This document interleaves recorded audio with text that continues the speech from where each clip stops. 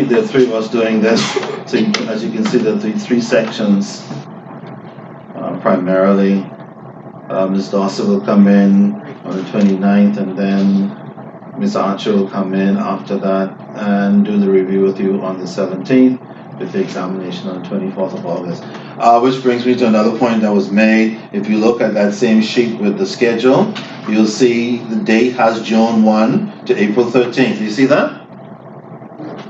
If you look in front of the first page. Yeah, should that be April 13th? No. No. It really should be? August the what? Hmm? The last day of class? 10th. August the 10th? Well, I see two dates. I see the review date of August the 17th and the exam date of August the 24th. Now, exam dates are usually inclusive of the program, so I would say August 24th. Because that would actually be your last day, which includes the exam day. So you can change that April 13th to August 24th. It's a typo now.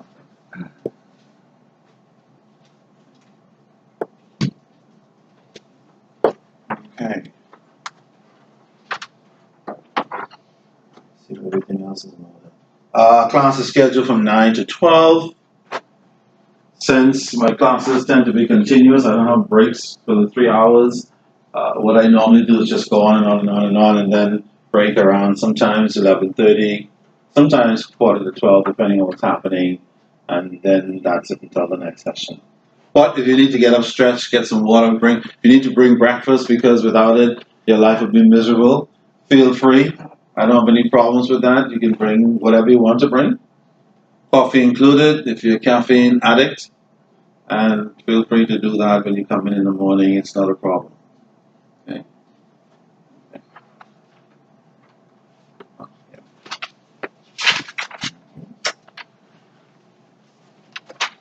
Let's see if this is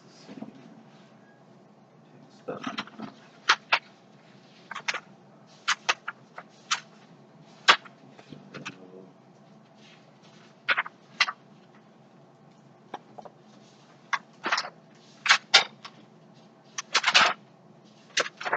As you can see, you have quite a bit of reading ahead of you.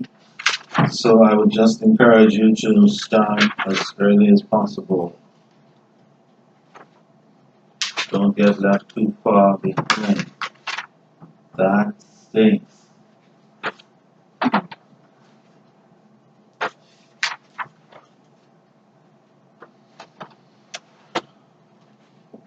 Okay, for the young lady who just walked in, let me just decipher this for you in case. My handwriting's a little strange sometimes. It's Samuel Wilkinson. I'll be your lecturer for the next 3 sessions. That's my email address. Feel free to email me if you have any questions or concerns along the way. Or text me, 565-9551. We were just doing introductions, so Ms. Green was not done. She was just educating us on the intricacies and the interesting aspects of online trading.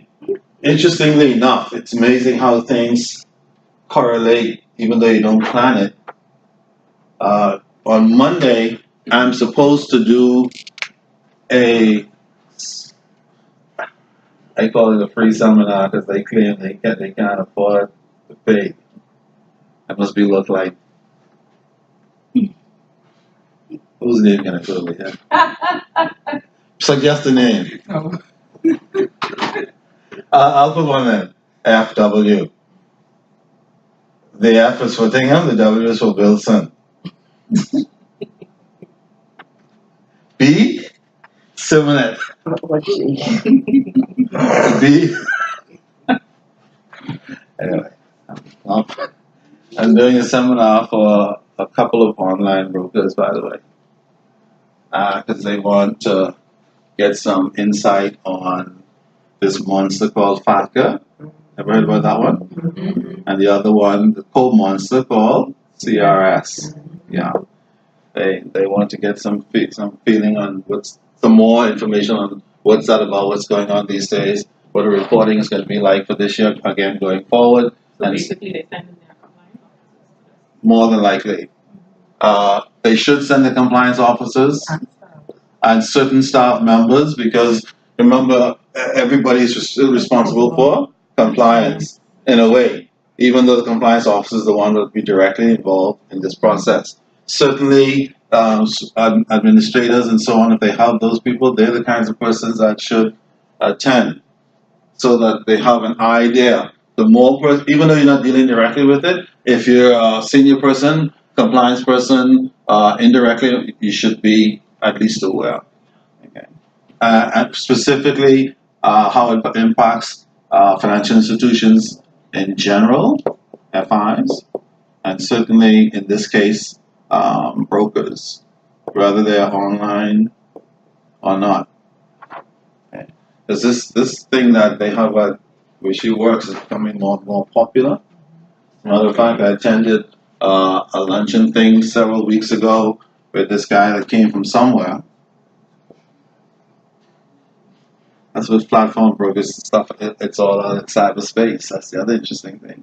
He came from somewhere because he is setting up brokers or supporting brokers, online brokers, similar to your operation, where persons do their own trading and blah blah blah. So it's becoming a very popular thing these days, where persons are involved now in their own online trading in their pajamas at home late at night, feeling very sophisticated, losing money and track and blaming everybody. But they're doing it because people are excited about it. Just like the crypto and the Bitcoin thing, which is now coming on stream these days. So there's a lot of talk about online trading, on doing your own stuff, rather than calling a broker to do it. And certainly this new animal called cryptocurrency, Bitcoins and all this stuff. Not in the US, because they have to charge everything Of course. At least not, well, you can do it, but it's a prohibitive fee. Okay? But certainly in Europe and other places in the world, it's gaining in importance. That as well as online brokerage. Soon, persons will not have to call their broker anymore. In fact, a lot of people are not calling their broker now, they're doing their own thing. Absolutely. Even my son in New York, he has a little thing. Dad, how much should I invest? I said, boy, only invest what you can afford to lose. And since you just started working a year ago, you can't afford to lose nothing, so to speak. That's just a little bit, and then test it out. See what I mean? Don't go doing nonsense, because you're not an experienced investor. So he invests like a little 1,500 somewhere. He bought like one Nike, one thing like that. So now he's playing around with it. So he feels like he's what, a big time investor. Every day he's going on. Dad, went down $25, went up. I'm like, yeah, should I buy or sell? And that's what a lot of people are doing now. Right? Some to their own detriment, and others are having some success. All right. So how long have you been there, Ms. Green? 3 years. 3 years. Yeah. And what part of the firm do you work? Customer service. Oh yeah, correct. Where you get all the heat. Pretty much. Yeah, absolutely. Would you say that you, on average, you get a lot of customer complaints? Daily. Really? Daily. Yeah. The reason why I say that Daily. is because, say you guys are you're doing a trust course, okay, and trusts are normally run by people called trustees, correct? Mm-hmm. And trustees are responsible for making sure that beneficiaries are happy, which we'll talk about. And sometimes beneficiaries are like the customers who call you all day. They're griping because now they know they have entitlements, and if things don't go according to what they think it should go, they start complaining, threatening. The rule. Oh, absolutely. I'm a beneficiary. I heard that there's another beneficiary and I want to know what you're giving them. And the trustee says, I'm not obligated to tell you. Because the law, nor the set law, the person who set up the trust, has given me any permission to do that. I don't care. If you don't tell me, I'm going to take it to court and force you to tell me. Because I don't like that beneficiary anyway. How come my sister's getting more than me? Well, they know. But that doesn't stop people from what? Griping anyway. I always knew she was the favorite. And they started all kinds of strange Personal things. issues. Yeah. And remember, trusts are normally set up by one or two parents. Correct? And usually the trust is set in trust for their children and their grandchildren and beyond. And so these are oftentimes what? Family issues. Not all the time, but very often. And so families are fighting each other all the time. Because wherever there's money, there's conflict. It's money that doesn't belong to them necessarily. I mean, you can work for it. Doesn't matter. That's the interesting thing. No, they didn't do a damn thing for it. They simply inherit it. But doesn't stop them from fighting over it. As if they worked hard. Especially once they find out that they are beneficiaries. It's just like when you're dating. Like when you're dating, you're not really too mean. You're like, act sweet. Male or female. And then after you get married, it's just, now that I'm married, I'm going to act how I really want to act. Shut up. Leave me alone. I don't care what you can do about it. It's kind of like that for some reason with beneficiaries once they find out. Okay? Because some beneficiaries don't know that they're beneficiaries, see? And they won't know until when? The settlor dies, correctly. And sometimes that's a good idea. Because sometimes when people know, oh my God, once they know, strange things. That's why I get so many complaints. All right. So, you doing trust because? Pretty much just trying to change around, I think, career-wise. Okay. Because the trust business is still big business. Even By though all I'm more means. interested in compliance, but I'll be able to link the two. Even if you go in compliance, I presently work for a wealth management company, and they have a huge compliance system. Compliance is a big deal, as it is everywhere. So whatever you do, even if you're not directly in compliance yet, and you eventually get there, everything you do around it, whether it's brokerage stuff, trustee stuff, or any other stuff, it all eventually ends up in that particular environment. So I say that only to say that it's not a waste of time. Besides, issues on trusteeship are always important, whether it's on the job or off the job. Because remember, when you set up a trust, it's similar to drawing up a what? WI? Correct. One is just a little more formal than the other one and has a long-term position. Trust is more long-term. The will is, okay, when I die, then this is it, and then it's closed. Okay? So, and sometimes we have what we call a will trust, which is a will built into a trust. Okay? So, it's never going to be a waste of time to get that kind of information, whether you're in compliance or otherwise. All right. Thank you very much. So, how do you calm those customers down, by the way, in customer service? Well, for some odd reason, I was never really interested in customer service. Isn't that crazy? But Yeah, each sure that. job I go on, I end up there, and it seems to just come natural to be able to calm them down. Yeah, that's funny. A lot of times, the things you run away from the most, you end up confronted with them. I'm always running away from that, but I end up there each time. Wow, fascinating. So, you kind of get an idea what your plot is in life. For example, I always wanted a job. Like I saw people on jobs where they always look like they're having fun. Like they can, like they could do anything on the job and stay employed. You know, like weird stuff. Like I come in at 11 o'clock. I think I'm sick today, and like they could do anything. Like they're getting away with it. I never had a job like that. I always had jobs with people, even senior positions that I held. They're still like watching me, while other people look like they're doing all kinds of stuff. I'm going away again this weekend. I'm going away this week. I'm like, what the hell? How come everybody could do that stuff? As soon as I said I'm gonna be back, Oh, no, they're like, how come? It's a problem. Yeah, it's a problem. And practically every job in my life has been like that. from lower level jobs right up to senior management. Up to 2 years ago, and as you can see, my hair is white, so I'm not that young anymore. Up to 2 years ago, I'm the senior officer 2 in the offshore mine. Anybody knows? You have an idea what that is? That's like a senior officer 2, then the managing director. Unfortunately, the mine closed its doors after 30 years, but anyway, that's the other thing. You can't always tell.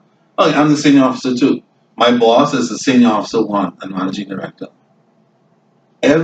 When I went in there, as usual, the place is a mess. That's the other thing. Every job I went on, it's a mess. I always end up with garbage to clean up all the time. This thing, that.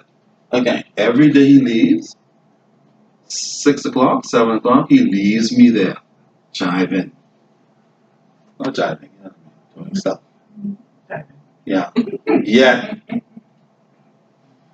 once or twice, I came back to work 30 minutes after my lunch hour. Now, as you can see, why are you messing with me about lunch hour at this stage of my life? Just be there extra 3 hours every day.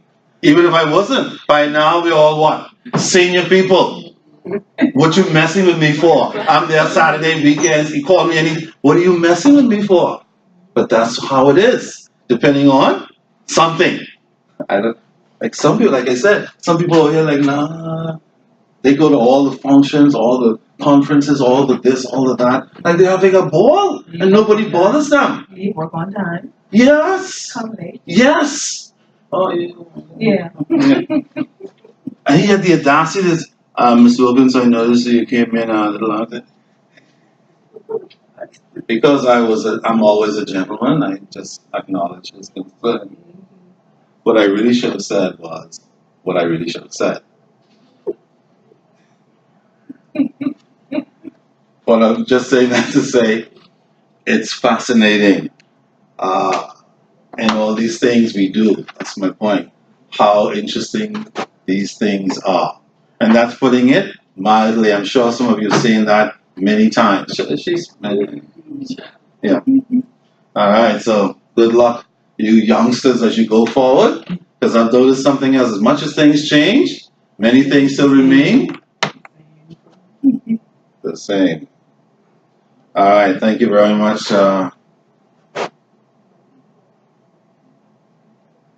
Sandria. Sangria.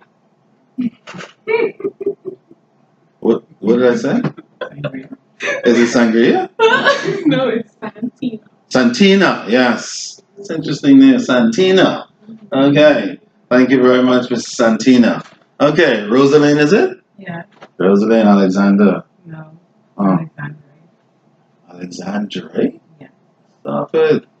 Okay. Miss Alexandre. Yeah. Let it rip. Yeah. Tell us anything you feel like.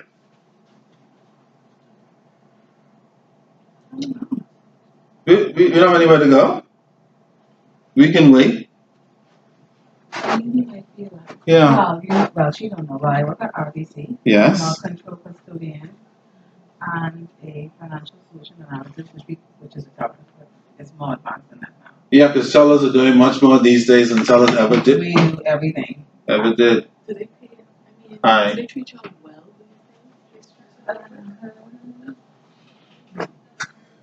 Our ATM machines are tellers now. We no longer tell about the bank. But the ATM machine is a teller now. Right, that's what they consider teller. This is why the bank line is so long, because you get to do everything at the wicket now. Yes. Where it's opening an account, where it's closing out a safety deposit box, closing a safety deposit box, going to the deposit, booking a loan, applying for credit card, everything you got to do with it now. Fascinating. And if they don't know how to do it, No, everybody knows how to do it. Yeah, everybody's trained to do everything So what eventually. they did, we had different levels of teller. So if you came there, you probably were teller number 12. I probably would have been a teller number 10 because I do wire transfers, etc. So they taught everybody everything, and they just put everybody on one level. So every Fascinating. Yeah, so you know how many foreign exchange department anymore, you know how many customers say like the teller's doing everything. Okay. Incredible. Did they ever tell you guys the reason for that new arrangement? We have to harmonize and all of it. Yeah, just do it. This is the new way. This is new direction. Do it, and that's it. If you don't like it, Value. yeah. That's beneficial to you. It's beneficial to us because you get to learn a lot. You really learn a lot with that Like, mindset. take over. Yeah. Oh yeah, there are definitely benefits. It slows things down for It just customers. annoys the right, it annoys the customer. Yes, it But does. when we take our time to educate the customer, it becomes better for the customer. If it's acceptable to learning and to change, some customers are not.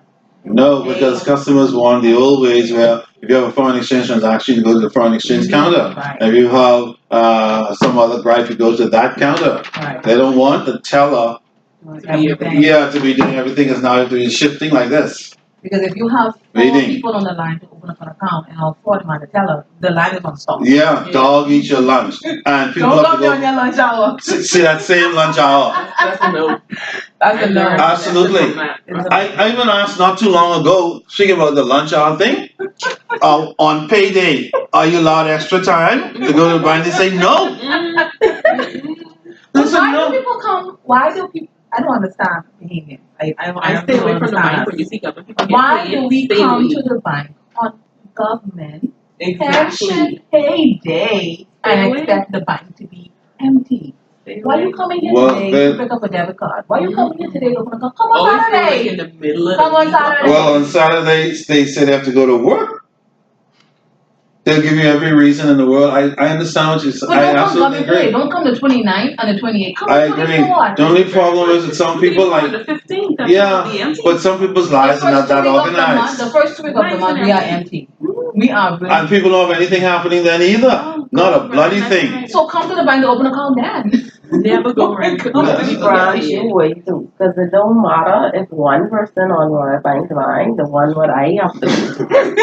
It doesn't matter. I'm sorry. I know that might not nothing to do with you directly, but trust me, couple more months, I would not have to grace those doors. I can't wait. That is that is the worst in terms of the wait time on the line. It's It's awful. gonna get worse. One person could be in front of you, and you would be standing up there. Yeah, because they have Exactly what I a just said. long You have a transaction. customer in front of you who probably has 10 transactions. Yeah. Or doing a No, wire it ain't transfer, just doing a that. drop. The lineup is you have all these empty wickets, but Well, no, I can't speak for those branches. true. Our No branch is fully humans. staffed. Our branch is fully staffed. Where is it? Shout out to Michael, we're fully Oh, staffed. Okay, yeah. Michael. The Michael, Oh, yeah. they know better than to do that down there. Yeah, they'll doggone meet you guys locked up. People need to work. People need jobs. You have all these empty wickets. You have the clients.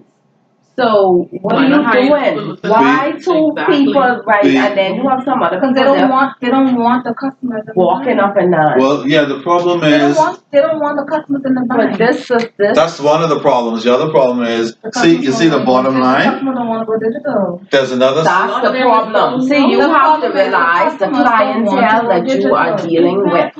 Exactly. It's different. Of course, the U.S. is much different from here. We are behind the time when it comes to a lot of things. as we right? should, we're a small country, always trying to play catch up. Right. That's And how it so is. they want to force these things on you, but not realizing that you're not at the same level It as takes some time. of these other countries. Mhm. So they're not even concerned. Some of about us are at the level, but client. not a whole lot of us. Yeah. We have a lot of people who are not at that level, as she But said. guess what? Who You could know, sit there and you fill know in what's these you know forms? what's Sure. so real?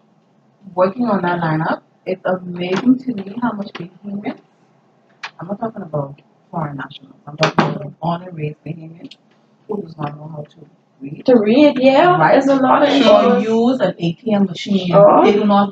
That's There are true. clients who have ATM machine, ATM cards, and when you go to the system, they've never used it. Yeah. So if they need $20, they need $30, they need Coming in, $40, stay on the line. they on the line. And guess what? The reason is, Why? That's the reality of it's society, a twofold reason. Watch and this. they just keep The pushing first kids reason off is- food. I went Tradition. to one that was somebody who didn't know how to use it. There- You know, there's every a- time I have to walk on the line, I have to show someone how I- to type in your PIN and just Yeah, you press do. the withdrawal You button do. and get your money. We Yeah. do regular See basis. what it's saying, but then Folks, Every let me year, tell you- they just keep letting these children passing them on, graduating them, and They just want they them out. don't even know how to read. They They just just want them out. pushing You know them what's out the most into frustrating part of my society. job? Someone's putting an application to open for a job.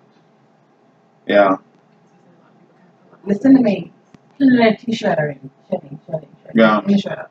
You have to turn now and write it yourself. Because you see, even with people who have an education, you still have to train them to do things. Yeah. If they don't have an education, it's train times 2, it's double the trouble. Because if they can't read properly, it takes longer to show them, and so on. Because even people with training, doesn't matter if you have a degree, unless somebody shows you how to work the machine, you can't do it. I've actually seen people with PhD standing in front of a washing machine, I'm trying trying to figure out where the coin goes. And so the little guy goes, excuse me, It's experience. give me that damn thing.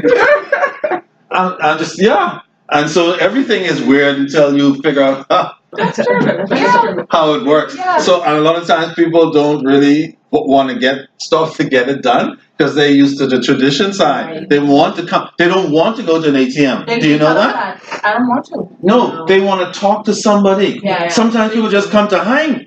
Like, for example, old people who are on pension, when their pension comes, they should get all their $300 one time, take it home, put it under the mattress. They don't do that. They come in for $50 because they want to come in and see people like this. Listen to me. They want to talk. Yeah. How you doing? I work Yes. in the line of time.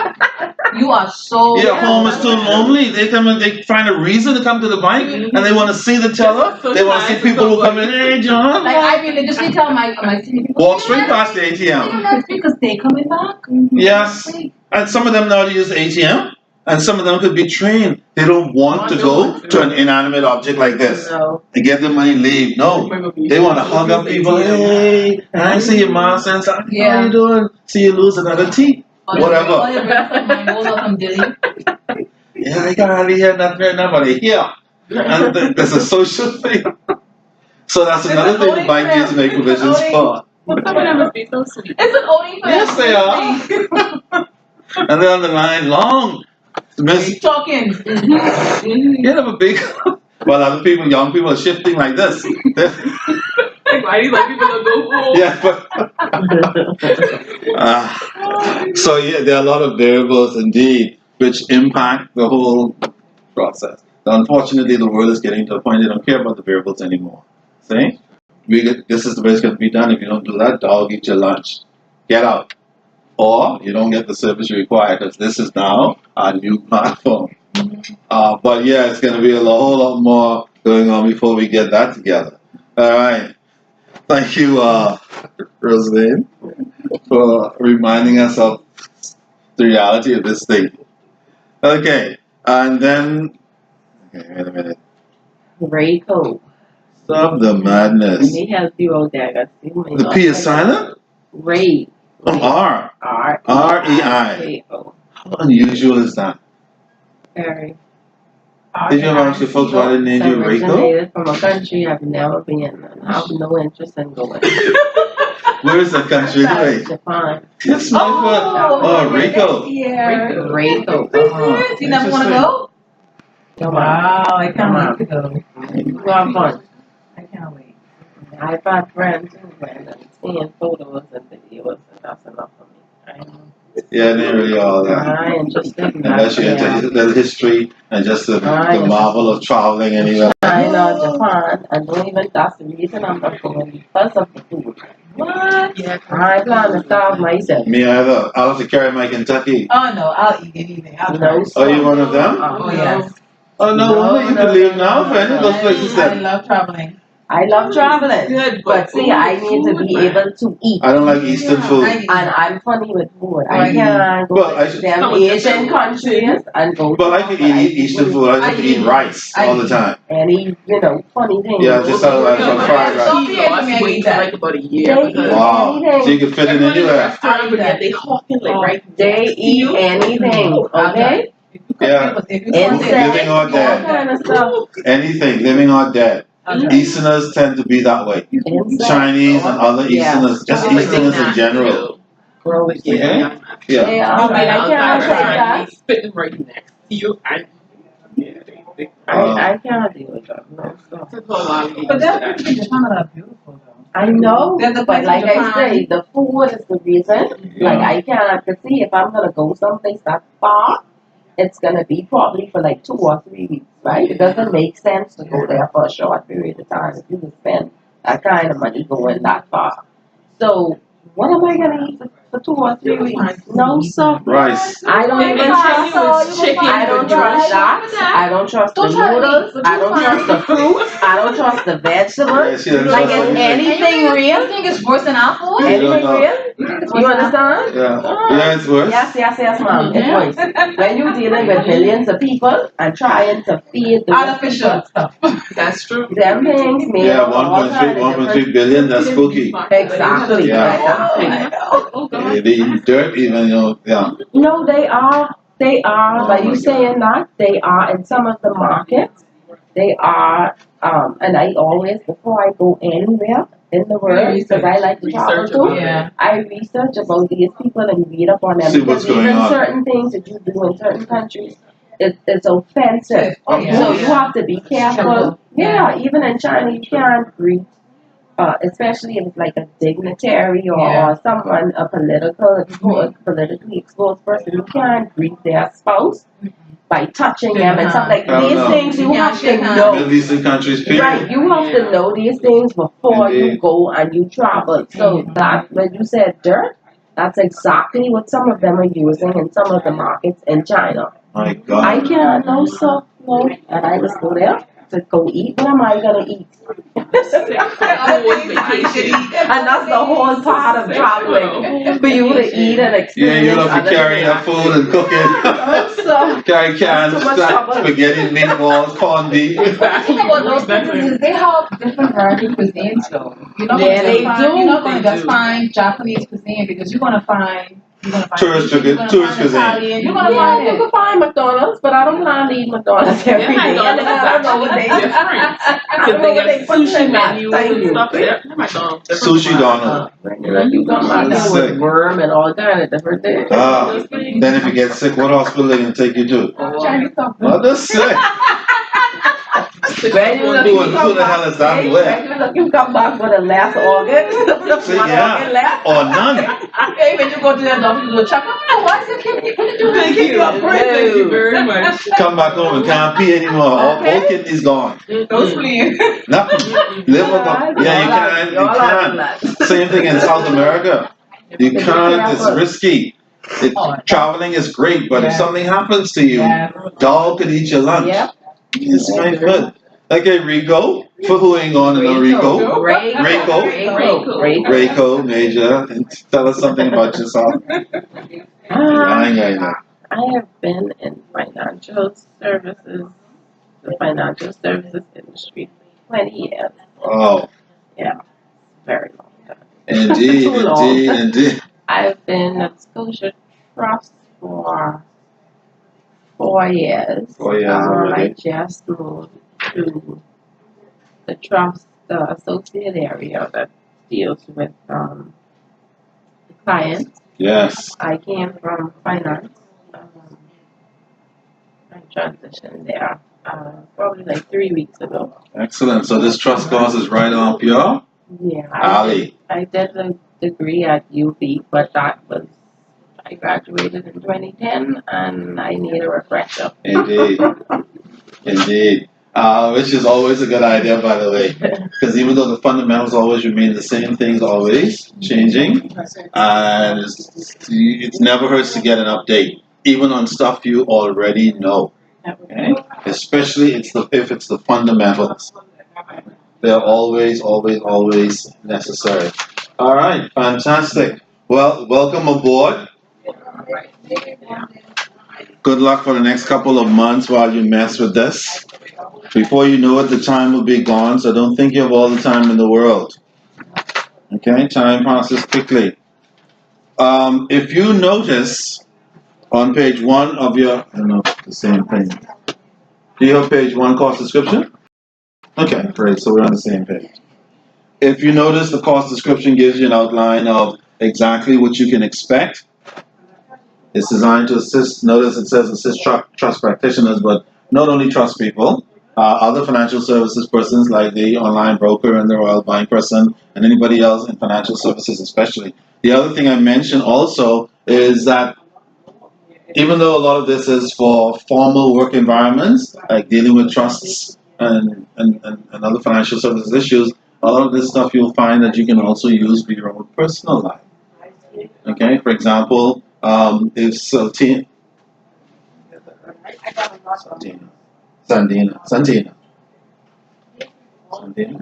Okay, if Santina wants to leave her pet to somebody when she dies and goes to heaven, then she'll find out somewhere along the way she can either leave it in trust or she can leave a will or some sort. So the point I'm making is yes, it is for our professional services life, but a lot of it can be used for our own personal life.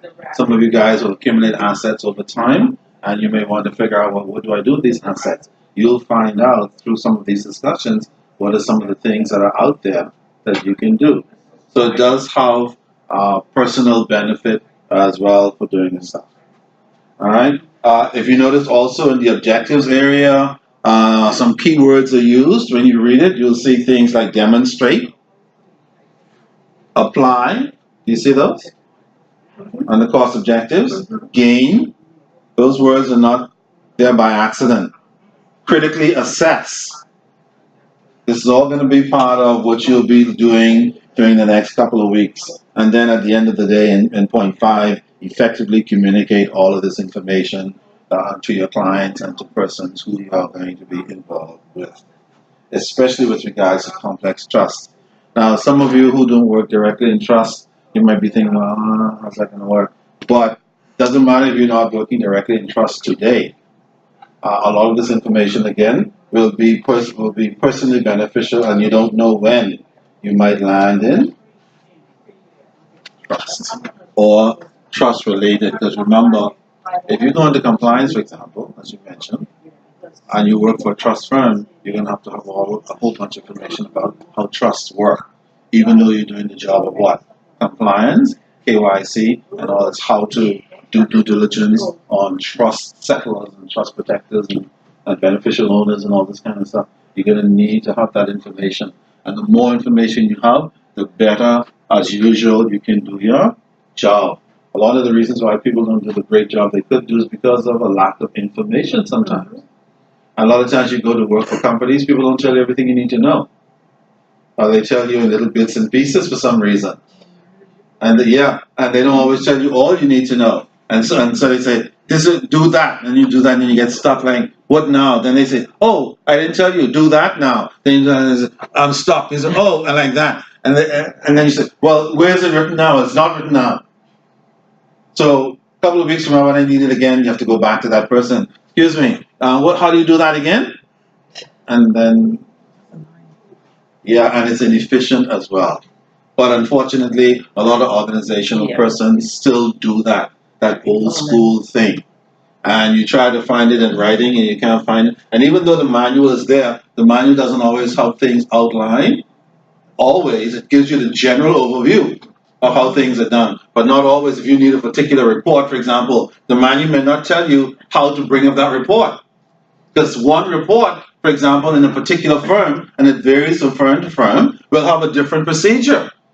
One procedure to bring up a report, one report, might be press that, and the report comes up. The other one is press enter, and it comes up. And the other one is, there are 10 different steps to pull up the report.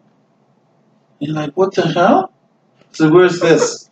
In the manual, you don't see it like you're in the manual. Somebody has it. And they're holding on to it for their life. Then you tell them, can you list the steps for that so I can have it there? And they say, okay, but they never send it. And then you remind them, excuse me, the list. As soon as I get it, and they don't send it. So you there. So again, it's you all the stuff is necessary. But just know that there are little idiosyncrasies along the way that will help to frustrate the process. But the important thing is, if you have this information generally, you can function better and then fight with those situations where people are just doing stuff piecemeal for whatever reason. For sure. All right. If you have a look at your syllabus on page 2 or wherever it is in your book, you'll see some very interesting topics that we're going to cover, from basic trust concepts all the way down to a breach of trust, meaning how to set up a trust, all the way down to what happens if you breach a trust, if you breach the settler's trust, the instructions of the settler, and all that kind of stuff. Very important stuff. Your examination, as you can see, your passing grade is 70%. Your English passing grade. 70%, which shouldn't be a problem for you guys, especially if you stay on top of your game. And you should be okay. Yes. How is the exam structured? Is it multiple choice, short answers, or? Yeah, it varies from semester to semester. You'll get a complete rundown on that pretty soon. As soon as we get the final version, I think this semester Ms. Archer is setting the exam, so it can be a combination of things.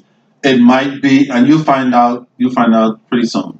It might be either all essay type questions, which means that the information that you've learned, you have to apply it within specific essays. For example, let's say when we've looked at in this first unit, we may look at the 3 components that make up a trust, for example, and we say, okay, it's the settlor, the beneficiary, and the trustee.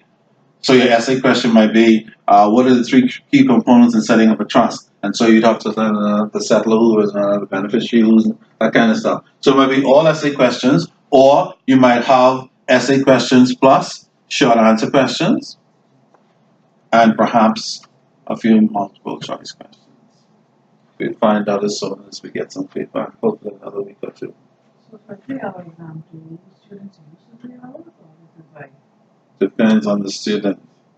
Some students get done in less than 3 hours, but for the most part, you need at least 2.5 hours, has been the feedback I've seen. So Some people take the full time. okay, I know you mentioned Ms. Archer is doing the exam this time. Do you have different persons that write it every semester? Not every semester. And usually it doesn't vary too much unless the decision is taken to tweak something for some reason. Okay? Oh, so she normally writes that. Yes. So we're waiting to see, Exam, sorry. yeah, if it's going to be, it should be pretty much the same as before. We didn't get that 3 hours. Wow. I just let you all know. Ms. Archer don't believe. That ain't easy. Yes, I know that in college. Oh, That's what you do, like. No, she good, mind you. Ms. Archie is a lawyer. It Oh, ain't she- a Oh, big. that's why. Okay, never mind. Yeah. Yeah. I'm not explaining nothing else. That's why I said that. I done telling you from I tell you Yeah. from experience. And some lawyers by nature or otherwise either don't know how to make it simple or just simply refuse. Trust me, you can. And it's more on the refuse side, it seems. Because they always try to make even the simplest thing appear to be unnecessarily complex for some strange reason. Okay? What's the failure percentage for this class? Sorry? What's the failure percentage? Failure is not an option. He laughed. Anything below 70? I understand that, but I'd like to know Yeah, what's the yeah, percentage of yeah, people that has failed. I don't even discuss failure, even though I've had 1 or 2 students who've come out of it pissed off. Wow. Most persons get through, but there are some students who have to redo it Wow. for every now and then for whatever reason. They missed the 70 by a couple of points or something goes the other way for some reason. So even if we read this manual straight through, it could still be confusing depending on how complex she makes the questions. Sometimes the answer to that is yes. I hope that is not the case in this case. They could have it there. I would like to think I already know. I would like to think if you've studied your information and you basically have a handle on the concepts, that no matter how the question, if the question comes so that you can't even interpret, that's a real problem. I am hoping that that is not the case. Don't worry. Okay?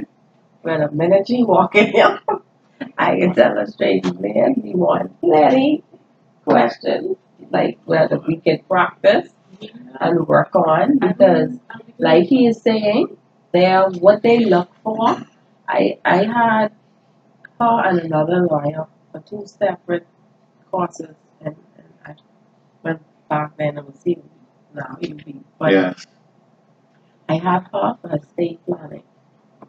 And that's where they dealt with wills and all these different Correct. cases and people that their gripes, like he said, family members coming.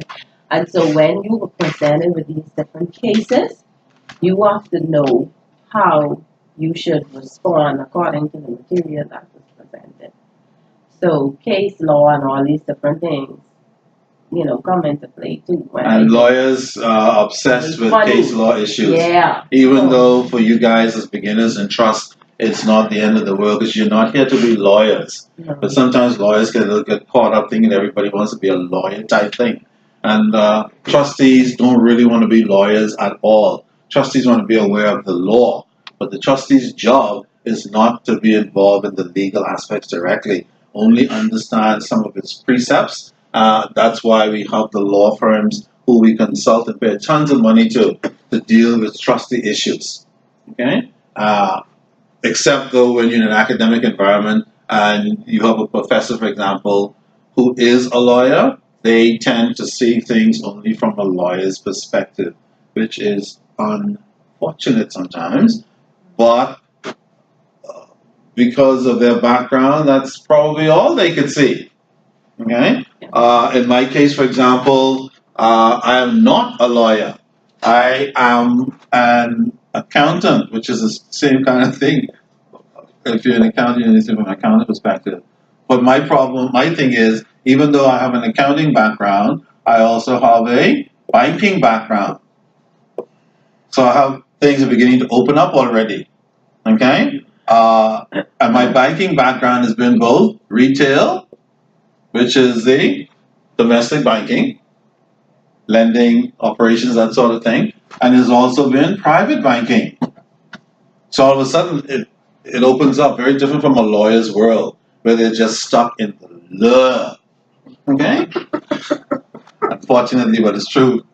All right? And then my degree is like an MBA degree. So all immediately, I did business law and a few other law courses, but I'm not stuck in the law thing. So all of a sudden, because of these plus I've been in compliance for 20 years in all aspects of compliance, whether it's law and other things. So depending on how broad your background is, you tend to have a different perspective on these things. For example, if I were to set an examination for you, it will not be like Miss Archer's exam, purely from an essay legalistic perspective. No way, because the trustee's life is not purely legalistic. Okay? My examination would be more from a eclectic background where you have a whole varied type of questions. So yeah, you're gonna get a couple of essays from various perspectives, but I'm also gonna give you some short answer questions from different perspectives and some MCO questions from a different perspective and so on. So you have a cross section, and you're not just stuck with, oh man, did I include enough points to get enough on this essay?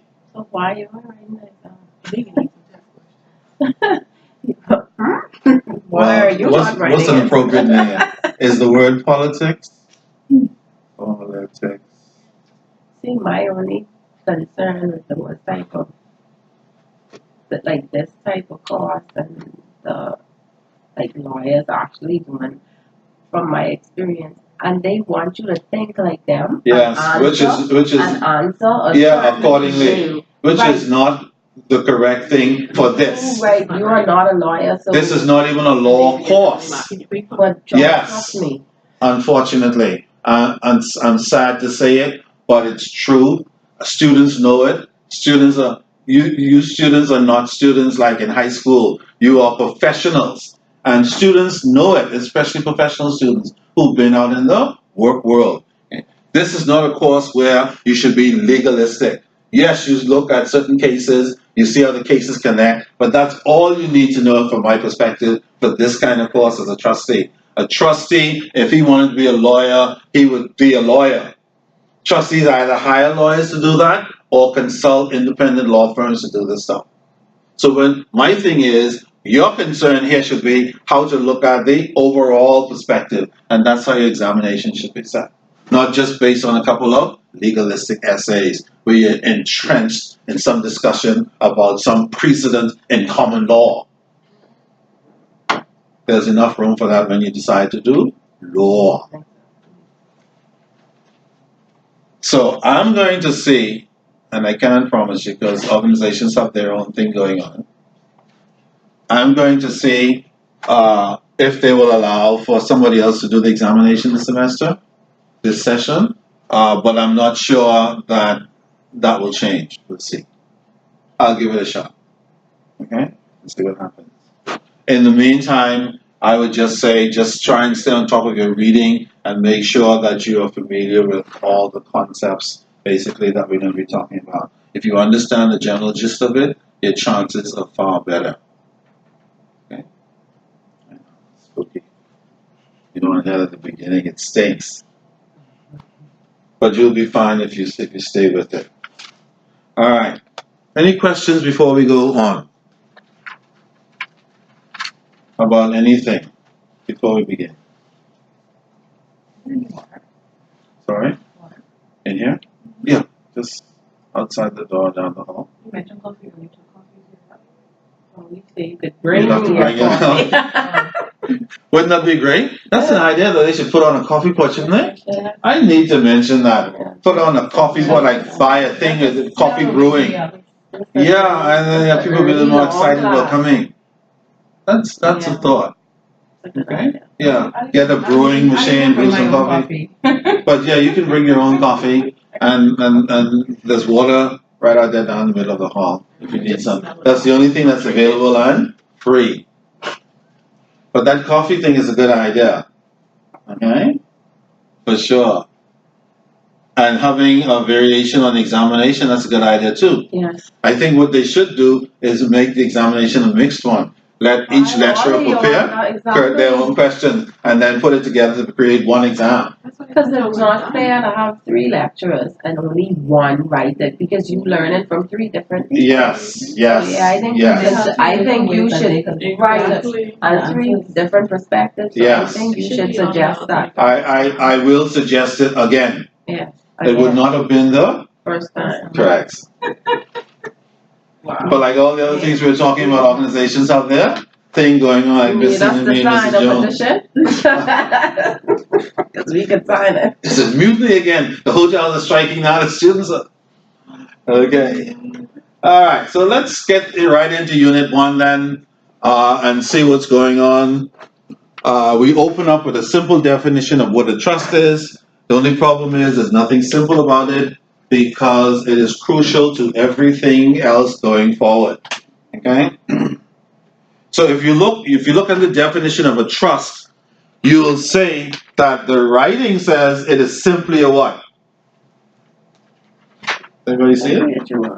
Oh, page 12. You get weird. Oh, Unit 1. Let me put it that way. My text is a little different today in terms of page numbers, maybe. Unit 1. Oh, that other stuff you're looking at? Yeah. That is just an introductory. You just read that. That's just to kind of warm you up. Okay? I'll revert to some of that later on, maybe in the second or third session. I just want to get through our primary units first. Okay? Which is units 1 through? Everybody remember? Our primary units will be 1 through, right at the front. Yeah, 1 through 4. Okay? So over the next 3 sessions, I say June the 16th. What day is June the 16th? 3 weeks from today? That's strange. 16 wouldn't be on a Saturday. What day would that be? 15. 14. That's a good thing. I June 15 is a Saturday. Right. June 16 is a Sunday. It's a Sunday. And what is June 23rd? That's a That'll be 2 Sunday. days after, right, that'll be a day after. And the 30th? A Sunday. So these dates are not correct. No. Okay, let me just, That's a different year. So you're looking at. so I need, 15 let me and look at it. 22nd. Okay, here we are. In the text that you have, should have June 1st. Mhm. Okay, then the 15th is a Saturday. And the 22nd. Also, no, nothing on the 8th. No, does anybody remember why? Holiday? Yeah, Oh, I that's a don't know you holiday all weekend. didn't do one. Oh, great. Yeah. So next week, Saturday? Don't worry about it. That's great. But there's no class on a holiday weekend? I was about to have. Apparently not. What have to do with a Saturday? Sorry? Hey, hold on, we can take that day off. You and I don't mind doing it, but so, Ray goes, I'll be in Japan that day. I'm working on it anyway. I had prior plans. Yeah. Yeah, because people are going to be flying off on Thursday. Yeah, exactly. I'm not going to do that day. Okay? So on the 8th, we don't have a class. We come back on the 15th, the following Saturday, and so we have 3 sessions altogether to cover our What these dates, right? What you looking at? June the 1st. The 1st, the 15th, and 22nd is Uh, right. Yeah, are they Saturdays? Yeah. Yes. Yeah, those are correct. Where Okay. you got the 23rd from? You looking at the Oh, that was an old session. Oh. Yeah. Just wanted to make sure we didn't have any more typos. All right, so on our current session, it'll be June the 1st, June the 15th, and June the 22nd. Okay. All right. So does everybody see Unit 1? Beginning definition of a trust. Keep turning. Unit 1, definition of a trust. Everybody sees it? Yes. Okay.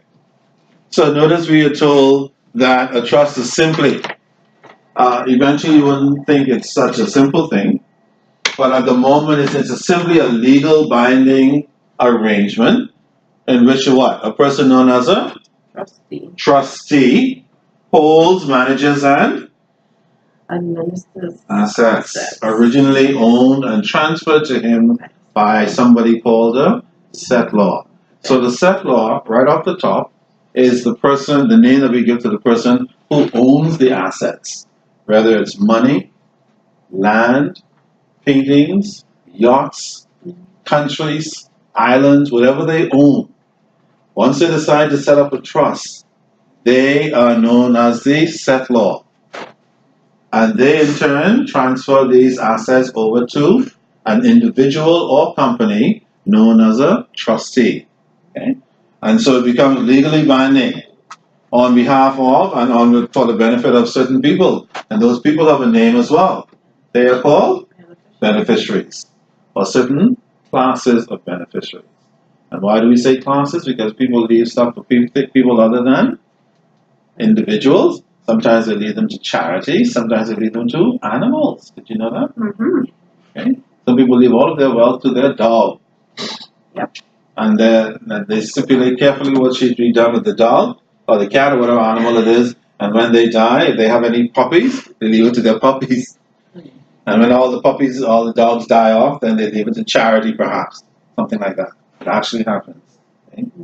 So this trust is a legally binding arrangement where these groups of people agree to do these things. And you'll see soon enough how this works. Okay? Then Underhill and Hayton goes on, the law relating to trusts and trustees. There again. It does have a basis in law, but we're not here to be lawyers. That's the important thing. We're here to understand the legal connection, but we're not here to be lawyers, and I keep saying that, at least not as trustees. We want to have an idea of the law, how it works, and how it connects to our work, but the lawyers are there waiting to receive huge fees to do this job completely. Okay? So what does Underhill and Hayton say in their little presentation? I need to read it. An equitable obligation Yes. binding on a person who is called a trustee to deal with property over which he has control, which is called the trust property for the benefit of persons who are called beneficiaries, of whom he may himself B1. Meaning, of whom he may himself be one. What does that He mean? can benefit from the trust. Yeah, the settler can set up the trust and name his children as beneficiary, and his wife, but he can also name himself as a beneficiary. Very important point. Okay? Okay, keep going. And anyone of who may enforce the obligation. Any act or neglect on the part of the trustee which is not authorized or excused by the terms of the trust instrument or by law is called a breach of trust. So there you have it in a nutshell. A settler, by extension, can pass on his assets to a trustee. The settler can name himself as a beneficiary as well as his wife, his children, and anybody else. He may also name somebody else as a protector, for example, to overlook the trust, to make sure that the trustee is doing the job as trustee properly. Okay? He may do that. And also, the definition ends by saying, if the trustee does not follow the rules of the trust as set up in the trust agreement, then the trustee will be in breach of trust. Breach meaning that they will be violating the terms of the trust agreement. And we'll see what the problems are connected with that eventually. Okay? Now, if you look right under that definition, that extended definition, you see that there are many classifications of a trust. Welcome to the real world already. Okay? We have simple and Special. statutory and Express. executed and executory. Sorry. Indeed, trust. Completely and Incompletely. constituted trust. Don't worry if you don't get it now. It's not the idea to get it now. Just to introduce you to it. I'm just throwing it in your lap. Discretionary. Okay, private and Public. discretionary and protective and Secret. secret trust. Can anybody guess like what a secret trust may be? Yeah, secret of some kind. Like for example, if a guy has a child outside of marriage, Right. he might decide I'm going to set up a secret trust for the outside child, so that nobody would harass the child. After all, it's not the child's fault. What happened? Okay. By the way, should outside children benefit from his Yes. father's parents' Yes. asset? Yes. In the old days in the Bahamas, that did not happen. Children were excluded who were outside of the marriage. Under the new laws, it doesn't make any difference anymore, outside or inside. They're all considered. Once you can prove that that's your father or your mother, then I mean, it depends. And I don't agree with that totally. you mean that the outside children should benefit? Mm-hmm. Why not? It depends. Because you have some kids who have never really even, I guess, let's just say, for example, this person gets sick, or even in their lifetime has never really had a relationship Or contributed or in any way. right to this person, and you may have, a spouse with these legitimate children, and Who made all the commitments. it may take away Yeah. from. So I The mean, problem, I just feel, true. yeah. The problem is the Depends. law does not consider those details. That's the problem with But the I law. think it The should. law says once you bring a child into the world, it doesn't matter if they do a single thing for you. They're still entitled. It should matter, in some instances. I'll be right back. Yeah. And a lot of households feel that way. Yeah, I agree with that 100%.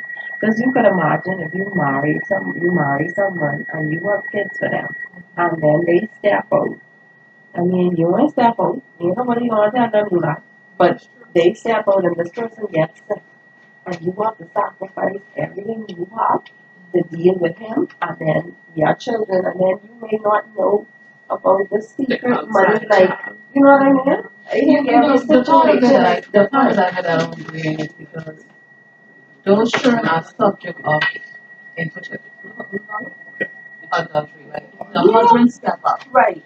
So if the husband decides that he wants to put $100,000 of his wife's money, he's responsible because you went out there and you had this child. If you didn't step on your wife, this child wouldn't be in existence. It's your money. Right. But then again, when you look at it on the outside, why is this innocent child being neglected because Well, unfortunately, my that's daddy how is the court looks at married. it. My daddy is married, and my daddy chose to have me while he was married. That child didn't ask to come here. No, I know that That part part of it is what I. That's why I But think like that's I fundamentally said, why they changed the law. Stop going out there and having these budget children. Because Sure, you're right. then see, if you have this money and I don't know you have this money put aside and I let you use all my money for your sickness and to deal with our children and whatever, and then you leave in this money. That's the husband's fault. Yeah, That's like I have a problem with that's that. for him. He's the problem because I had a case where a client came in asking about. She has an estate now from the lawyer that she has a already from the lawyer that she's in charge of her husband's estate.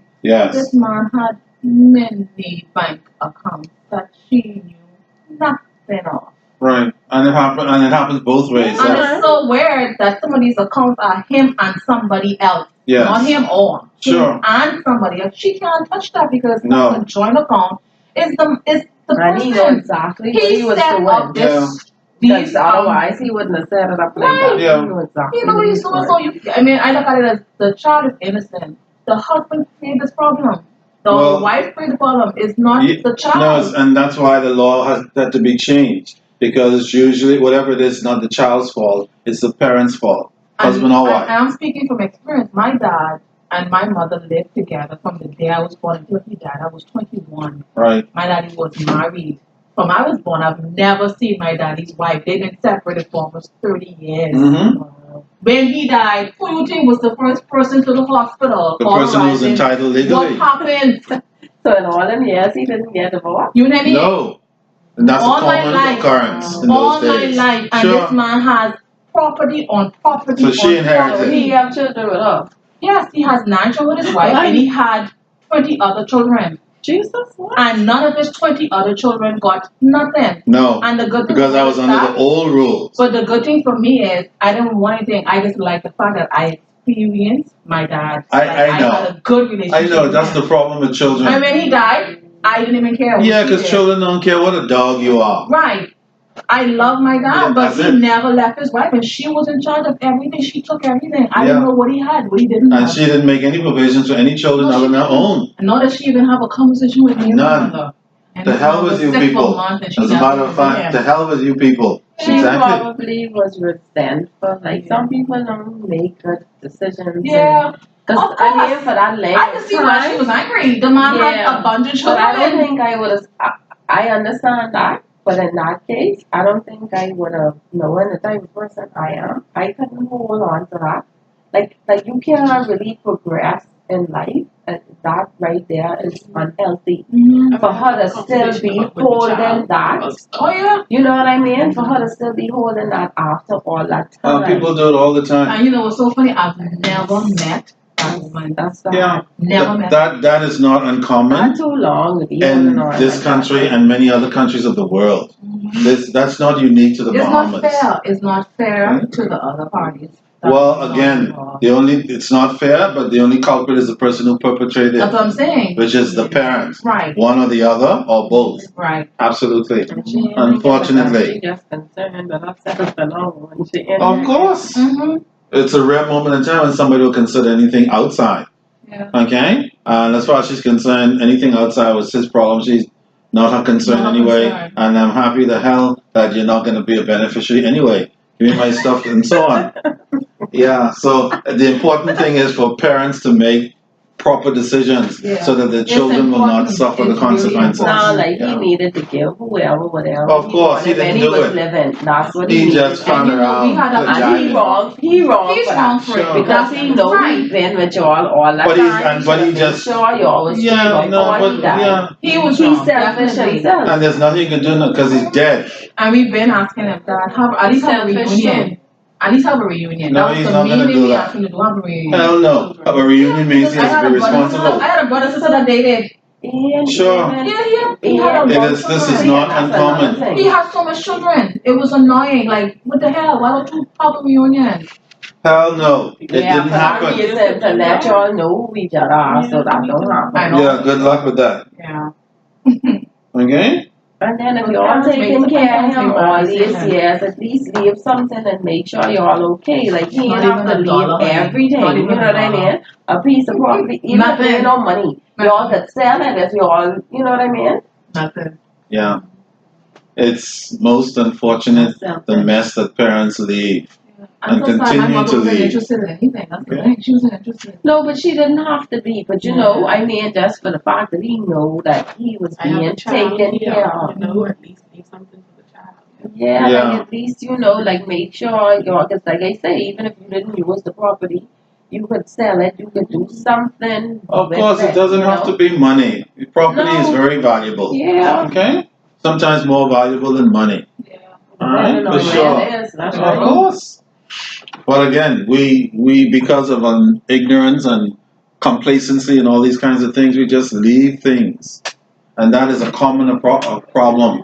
Folks have been doing that forever and ever, and they're still doing it as we speak. That's sad. You'd And be it's just shocked. sitting there, no one doing nothing with the property, because no one even owns it. No.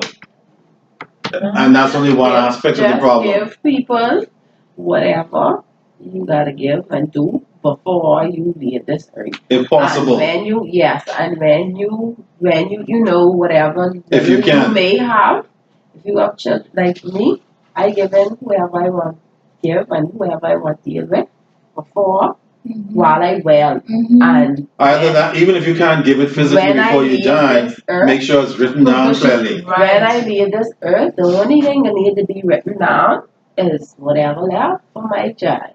And a story. Yeah. No, you have to like You because have you to- don't see like I don't see so many things, you know, dealing with people and working in this industry and you Sure, know, and even once you're taking dead, these dog eat your classes. lunch. Yeah. Yeah. People So don't do care. what They you- do what I they have- feel I like. have- one child, and I have where if I Before. die, Correct. this will go to Justin, this will go to my nephew, this will go to my son. Yeah, like It ain't gonna be my one son taking everything. No, baby. Everything for you. You know, you have to put, because that is inevitable. Yeah. Why people act like they ain't gonna die? You know, you're gonna die. Yeah. you just don't know when.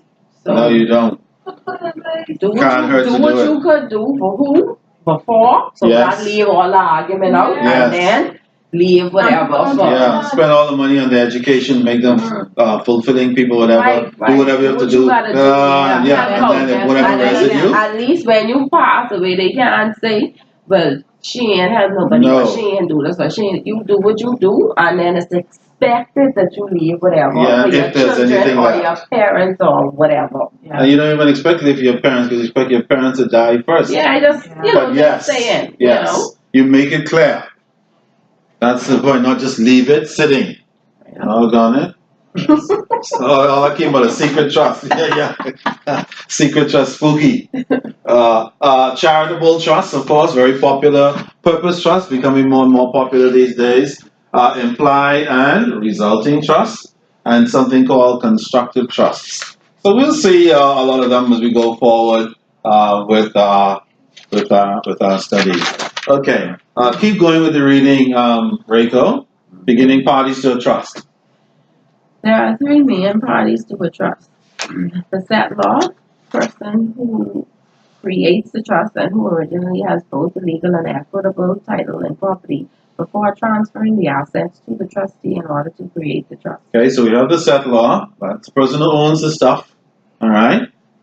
The trustee, person or entity that holds assets transferred to him, it, by the settlor on behalf and for the benefit of certain named beneficiaries or a class of beneficiaries. Why do you think you say him or it in this Because case? it don't have to be a What are the person. legal implication? Yeah. Yeah, a trust can be an individual or a legal entity. Absolutely. An individual or a legal entity. Many lawyers who have law firms run by a single lawyer, many of them are trustees for their clients. That's why when their clients die, they call the people together, the family, say, here's the will or the trust that has been left by your parent or parents. So question, what happens if my trustee dies before me? Then I you mean, find a new trustee. No, wrong question. What happens if I die? Okay, let's say I have a trust, and I have. You mean you're the settlor? I'm the settlor, Okay. and Rico is my trustee, right? Uh-huh. And I have where in place that Mr. Wilkinson will get $10,000 every 3 months and Satina will get whatever for another year or so, but that person died before that trust is completely dissolved, I guess. What happens in that case? Who died in this The case? person who's the trustee. The trustee. Yeah. If the trustee dies and the settler is still alive, then you create a new trust. No, not the settler. The trustee. I died. Trustee. Who is I? Me, I'm the The settler. settler? The Right. settler dies. And I have you as my And the trustee now kicks in. Right, but Yes. I have is a time frame before the trust that I have in place is completed. Hmm. Let's say I don't want Justin to get the full $500,000 right now. I want to get it in section. Right, so that would be in But- your letter of wishes, which Right, we'll talk about. but he dies, but my So- trustee dies before the time frame is up. Right. So Justin isn't 21 as yet, but my trustee dies. What Yeah. happens then? Then the trust, what will happen is what we call see that word constructive trusteeship will be established, whereby if the trustee who was given the responsibility to do that, but he's not yet reached the age of responsibility that you, want him to benefit, then what will happen is, are you there to a settler? Yeah, I'm the seller. I died, but my trustee died as well She after I mean, died. so she mean like, okay, your trustee, meaning, okay, your trustee, I mean, normally, or for the most part, would be, like a legal entity. No, she's saying a trustee is an individual in this case, which Oh, can easily be the okay. case. And Justin is only 19. Yeah. I want him to get a certain portion of the money when he turns 21. Indeed. But my trustee died when Justin turns. Indeed. 20, what Hopefully hopefully Justin will know that he's a beneficiary. He may not know. Remember? You could also do something where, because you would know as a person, you would know, or whoever's advising you, right, would know that there's a possibility that your trustee could die If you have before an you. individual So they trustee. may set up, right, they may set So up where somebody else, right, you would Okay. have to do, I mean, So in you this should. case, if Mr. Again. Right. Right. dies, Again, right. it depends on how much information is in the pipeline. Because remember, if you're a beneficiary and you don't know, and nobody ever gets back to you, you may never benefit. Wow. Okay? That's Yeah. possible in a certain kind of trust. So if you go to your lawyer friend, they're the only person running the law firm, nobody else knows about this trust, and you die and they die, the person may never benefit, Wow. potentially, So you- because nobody else knows. So That's why when you write a will, somebody should know you have a will. Right. Because if you die and nobody knows you have a will, nothing may ever happen, potentially. So yeah, you wanna set it up in such a way that even if that should happen, God forbid, that there's somebody else who has information about that trust. Okay. Absolutely. Whether it's the beneficiary, the lawyer's secretary, somebody else in the law firm, whatever the case might be. So if the settler dies, the trustee dies, somebody will pick it up, create a new trustee, or have the court create a constructive trusteeship so that somebody will take possession of the matter until he reaches to age 21. It's a good point. Yeah. Okay. Because a lot of people sometimes, That's my biggest concern. That's risky. yeah, it's risky setting up a Yeah. trust Uh-huh. or a will with Within one the lawyer people. and nobody else knows. No. And you don't tell anybody because you don't want your children to know that they're going to inherit because they might or might and so on. Yeah. The point is somebody else should know in the event that something goes wrong with the trustee in this case or the lawyer who has your will. Okay. By all means. Okay? Yeah. That's a good question. Yeah.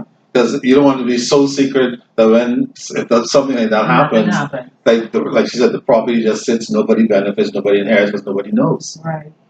until something extraordinary happens. God forbid, which may never happen. Somebody Because I have a steal friend it. of mine now. Quiet. Quiet. Like do that. Yeah, like lawyers. Your trustee might live in quiet. I have That's the next step. They have to tell the beneficiary. I have a friend who has a bunch of properties. I guess his wife is one of those wives who's not interested because he took a lot of money and invested in properties. He had a bunch of properties, and some of the properties his wife doesn't know about. And I asked him, I said, who got a deal tomorrow? Who would know this property belongs to you? Like, Who did you ask the question to? yeah, I asked him that. What did he say? He said, I have to put it in place, but you know something's going to happen to you. Wife was He waiting, have to, they like, got why it. did he do that for me? That purchase these He things. have, listen to me, I don't want real estate on real estate on real And estate. these people don't realize. I think in their mind, people just think like, oh, this ain't gonna happen, that ain't gonna And they happen. can You know what I live mean? forever. People, No, they know people like they behave as know if that they that's ain't gonna so. live forever, but They they know. behaving like Like the they are world going belongs to. to them. Yes. You That's see? crazy. Yes. And the other question is, where does he get the money to buy these properties? This was like I said, he's an older person. I know. He invested his money because he was in real estate. So Oh. he bought some properties too. I hope he bought them. No, he bought them. He has all those documents for them. I know. That's not good. I know. He's been going in on a lawyer. Yeah, I Going straight to the criminal aspect. know. There's sometimes, I'm not saying he didn't buy them. They may all be perfectly legitimate transactions, but not necessarily. If you were to trace the history of it, you might be surprised to That's find true, eh? what the real history behind, but that doesn't change the fact though. Yeah, you still need to put You the still provisions need to in make place. provisions, yes. And oftentimes people don't do it. It's like they want to die on purpose and leave a mess. Yeah, that's Or they think they have forever to fix it. especially Yeah, But you neither of have which is forever acceptable. to fix it. Yeah. That's what I think it is. Absolutely. All right, so that's a good point on the on the quiet trusteeship thing, where only one or two people are aware and nobody else is, and then something happens with the doggone settler and the trustee dies for some reason. All right, keep going. Okay, the beneficiary. Person who has the equitable title to the property assets held in trust and has the right to benefit from the trust either from the income or capital or both. Now let me say this: equitable interest means this: you have a right to the benefits of the trust, but you don't own the asset. Do you understand that? No. Okay. When you have a legal right to a property, let's say you open up a bank account with $10,000 in it, right? You have a legal right to that 10,000, correct? You own it, Right. and you have an equitable right. And all of it is yours. Right. When a trust is set up, the settlor transfers his legal right. This 10,000. If you set up a trust for your son, and you transfer the 10,000 to the trustee, that 10,000 is no longer legally yours. You cannot access it anymore. But you may direct your trustee to give him $500 a month until it all runs out. That's how it works. So now you don't have a legal right to the property anymore. This is the settler you're talking about? The settlor. Uh-huh. So hold on. Oh, yeah, come say it again. Go down If the you- board. That's why certain countries don't have trust, because they don't like that idea. If What would you you, say this now? but if you make yourself a beneficiary, If you make yourself a beneficiary, then you can access it. yes, you Through have the trustee. to make yourself a beneficiary. If you make yourself a beneficiary. But you still don't own the asset anymore. You'll only get paid like any other beneficiary, as directed by, through the trustee. Okay, yeah, okay. Does that make sense? Mhm. So the whole idea of the trust is, once you decide to set up a trust, whether with an individual or a company, whatever legal rights you have to the assets, whether it's money, land, buildings, paintings, boats, whatever, the legal title is transferred to the trustee. Legally. You no longer own it in law.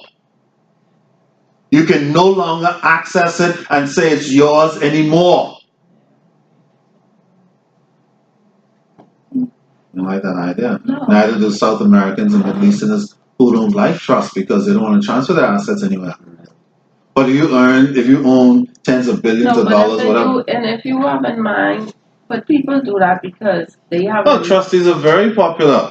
they have in mind because I know like this for you, I sure this for you. Of course. So that's why they doing it. Eh? Of course. Remember, even though you don't have a legal right to it anymore, if you're a beneficiary, you can benefit from it. Or if you don't want to be a beneficiary, you don't have to be. Okay? If I want to be a beneficiary from it, how do I benefit from it? Just give instructions to the trustee on how much you want to get out of it. Whatever. If you want, let's say, for example, you want to get $1 million a month out of the trust because it's $1 billion trust. Because you have stuff you want to do. Then you direct the trustee as a Okay. settlor. So that means, what I'm understanding is, if I have $1 million and I transfer it to a trustee, Yeah? and I say to them, I have myself as a beneficiary as well. Yes, And I say to them, every year I want $500,000 or $100,000. right. I will get it until I die, and then the difference will go to whoever Other beneficiaries are. there. Correct. Okay. But if I don't have myself as a beneficiary, I can't have No, you access to this cannot. money no longer. No, Ever, ever, ever. no. No.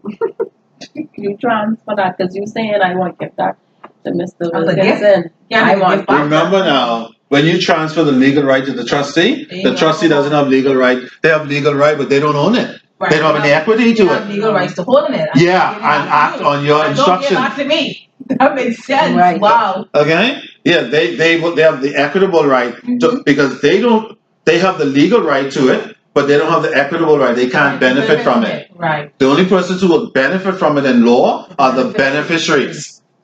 Absolutely. And they must be the named beneficiaries by the settlor who settled the trust or who set it up. Okay. Feels a little better now. Okay, so the settler no longer has the legal Title to title. the property They have the equitable if they are a if beneficiary. they're beneficiary. Yes. The trustee has legal title but no equitable title.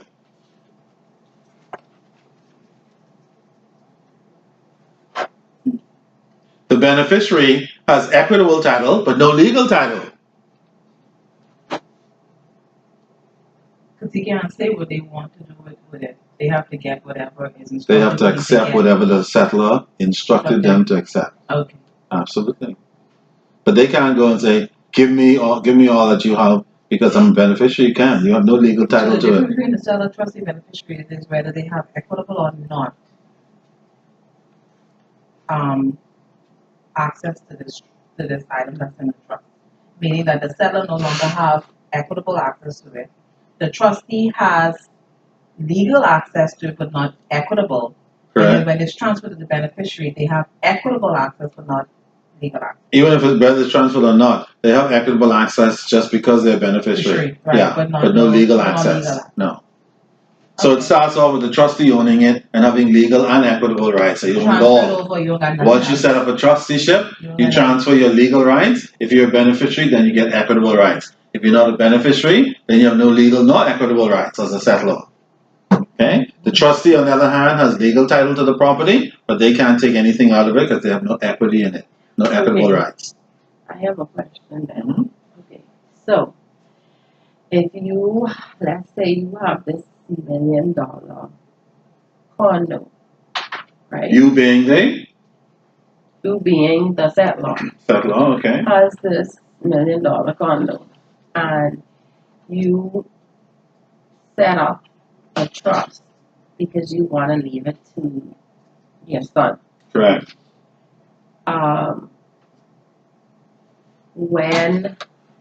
When you die, You the settler. The settler, you Mhm. must be a settler. When the settler dies, it goes to that property would go to the son. Yes. Now, Now, when you if- say go to, like ownership, no, not necessarily directly. It depends on how the the trustee trustee is is set up. established. Okay, so you would have to specifically say How you want that how asset you to be want it managed. to in the trustee. Correct. Okay, so you can also give the trustee the right to sell that property if you want to, Absolutely.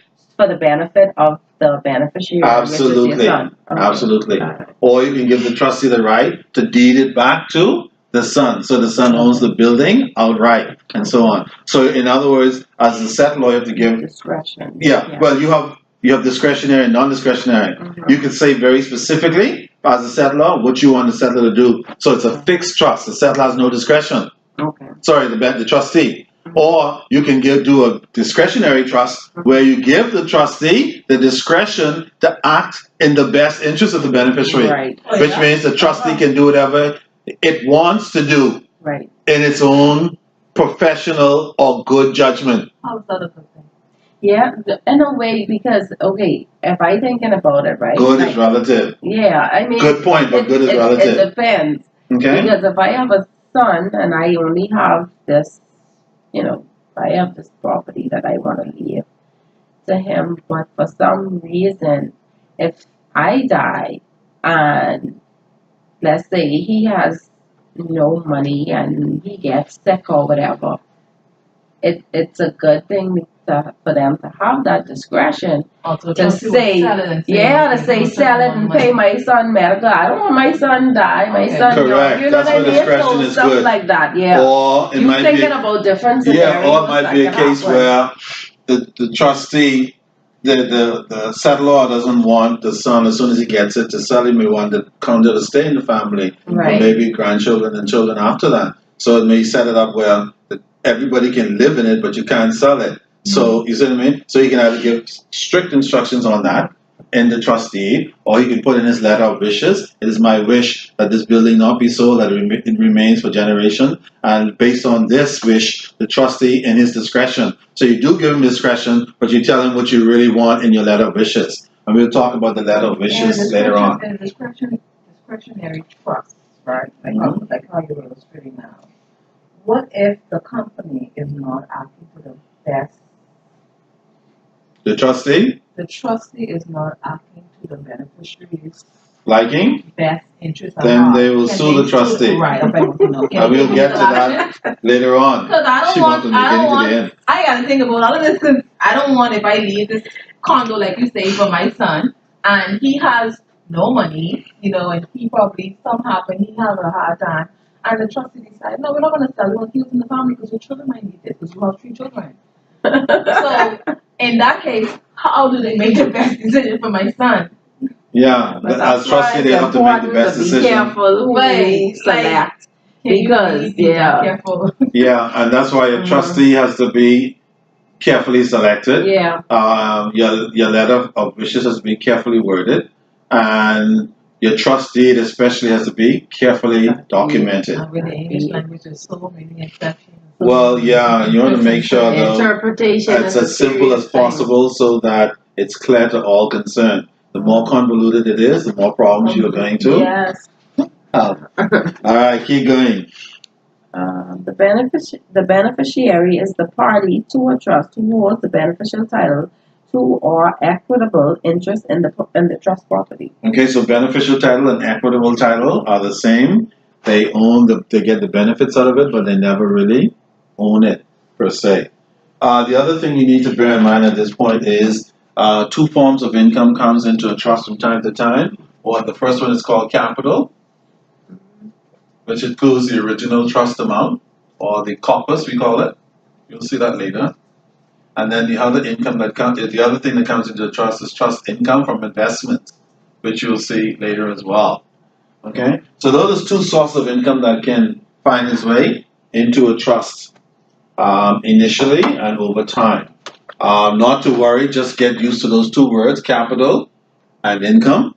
That's why we're told as a beneficiary from the trust, the beneficiary can benefit either from the income or capital or both. Okay? And you'll see why later. Okay, keep going. Both real and personal property may comprise the assets of a trust. What is real property versus personal? What is real property? Land, buildings, that's real. Personal property would be cash and security. Yeah. Okay? Yes. Keep going. The trustee becomes the legal owner of the assets originally owned by the settler. We said that, yes? Okay. Upon transfer of the assets to the trust by the settler and the execution of the trust settlement or deed by the trustee and the settler, where applicable. Okay. The property of a trust which is under the administration of a trustee in accordance with the terms of the trust instrument is also known as the corpus of a trust. There you go. So the property that is transferred to the trustee by the settler is called the corpus. So if you transfer $1 million, that's a corpus. If you transfer $1 million plus land and buildings and personal paintings, costing another $5 million, altogether that is the corpus. Corpus comes from the Latin word body, like corpse. Okay, the body of the trust. Okay, in this case. Funny they should pick that word. Yeah. So there you have it. Everything that you throw into that trust at the beginning is the corpus. Okay. Trust property may also be referred to as the subject matter of the trust. The subject matter of the trust may consist of land, real property, Okay. or cash, stocks, bonds, jewelry, paintings, etc., personal property. So there you have your distinction as to what is real and what is personal. Okay. The settlor normally agrees with the trustee in advance that he is willing that he is willing to be trustee. Yeah, to be of the a trust, trustee. particularly in light of the duties and responsibilities of the trustee and personal liability in the administration of the trust. Why do you think the trustee would have personal liability potentially? The trustee? Yes. Because if I give you, if I have you as an individual trustee for a property for my son, what happens if you sell the property? Yeah, if you breach the trust by acting illegally and unlawfully. Mm-hmm. All right, the beneficiary and or the settler could sue you. Yeah. So as a trustee, you have the responsibility to try to carry out the trust instructions as required, or you could become personally liable because of being sued, which happens all the time. Take your house, take your children's card. If it's personal, yeah, and if you're a limited company or a trust company, then you have to pay it out of your income. Neither of which is acceptable to a trustee. But the point is, all trustees are not honest, and all of them do not live up to what is required of them. Some of them are out of order. And so settlers and beneficiaries have to be careful, and they have to watch their trustees as well. That's why trusteeships also have somebody that we call a protector. And the protector is designed to watch the trustee, to make sure the trustee is doing stuff in accordance with the trust agreement, especially after who dies? The settlor. Okay? Absolutely. Because sometimes some trustees operate outside of their authority. Sometimes some trustees get so comfortable with people's assets, they start thinking it's their own. Or they start thieving some if they think nobody will find out. All right? All right, keep going. There may be more than one trustee of a trust, depending upon the nature and extent of the trust and or its assets and the wishes of the settler. So a settler can set up more than one trust, put $1 million in that trust. Let's say the guy had all the properties, put some properties in that trust and name different beneficiaries. Right. One to this set of children, one to the next set of children, one to my Church of God, a Kingdom Church, one to my dog, my cat, my bestest sweetheart, whatever it is. Right. So a bunch of trusts. Money, the power of money. Okay, keep going. Trusts established in the Bahamas are primarily governed by the provisions of the Trust Deed or Settlement and or the Trustee Act 1998 as amended, where applicable. Please bear that in mind. You will see that many, many times before this course is over. Trust in the Bahamas is governed by the Trust Deed, also known as the Settlement. They are words that are used interchangeably. So wherever you see settlement, it means trust deed. Wherever you see trust deed, it means settlement. Why is it called settlement also? Because it is established by a settlor. Make sense? Okay. The other thing is the Trustee Act of 1998. I don't know if it's at the back. Yes. I think that that's an example of a trust deed, so you should read that through. Let me see, sometimes we have the Trustee Act, but the Trustee Act 1998 is not in the back of your text, then it's just a matter of googling it, and it's right there for you to see. Do you need to be familiar with all of the details for exam? Hell no. We'll touch the key areas as we go so you can know what to focus on. But you need to be aware of the Trustee Act 1998. It's the act that governs all trust activities in the Commonwealth of the Bahamas, along with the trustee. Now, let me just say this. In law, the trustee takes precedence over the act. If the deed does not make a certain provision, then we revert to the act. But the deed is the primary document. If you are in trust of anything, directly or indirectly, the one document you should be familiar with as trustee is the trust deed. That will direct you. That is what even the courts will consult if the matter goes to court.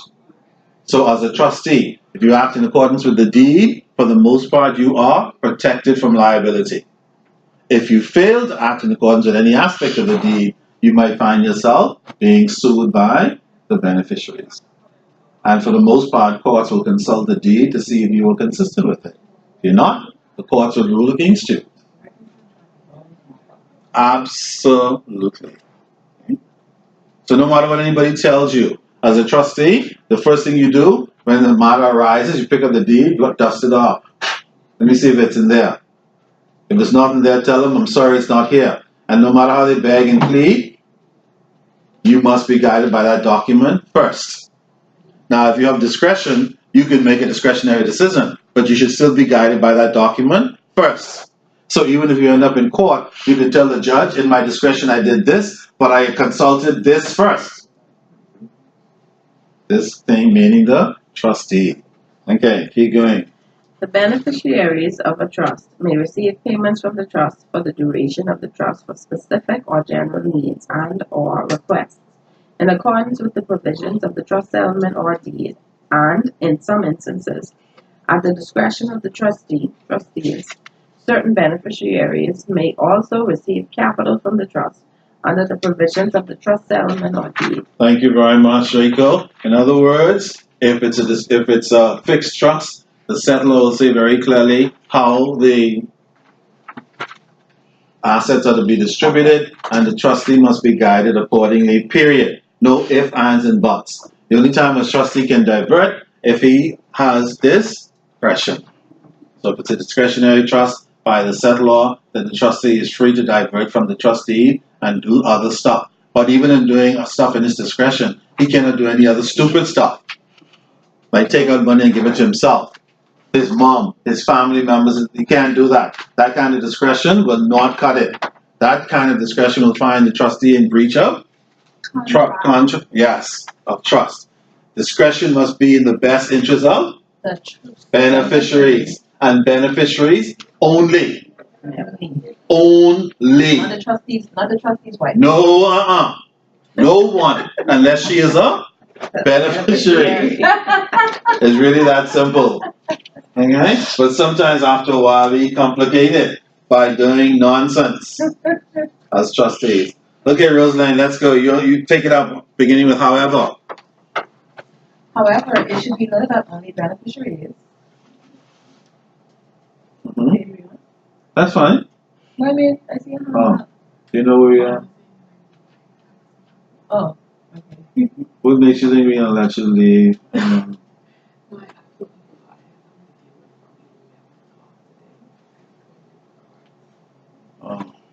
And if you don't deal with that, what will happen? Will you be confined to prison for the weekend? It'll be a problem. I know. I'm just being the devil's advocate. Let me just give you some information in case you missed it. Don't forget our next class is not next week Saturday, because next week Saturday is the holiday weekend. If you look to the front of your text, you'll see our next class is June the. Yes. So when we're done today, we come back week after next Saturday. So please read units 1 and units 2. When we come back on Saturday, and go to 3 if you have time, but definitely 1 and 2. So when we come back week after next Saturday, we'll do those 2 units, and then a few minutes if we have it, go into 3. Okay? But make sure you read at least units 1 and 2. Alright? Just those for the moment. At the back, we have an example of a deed.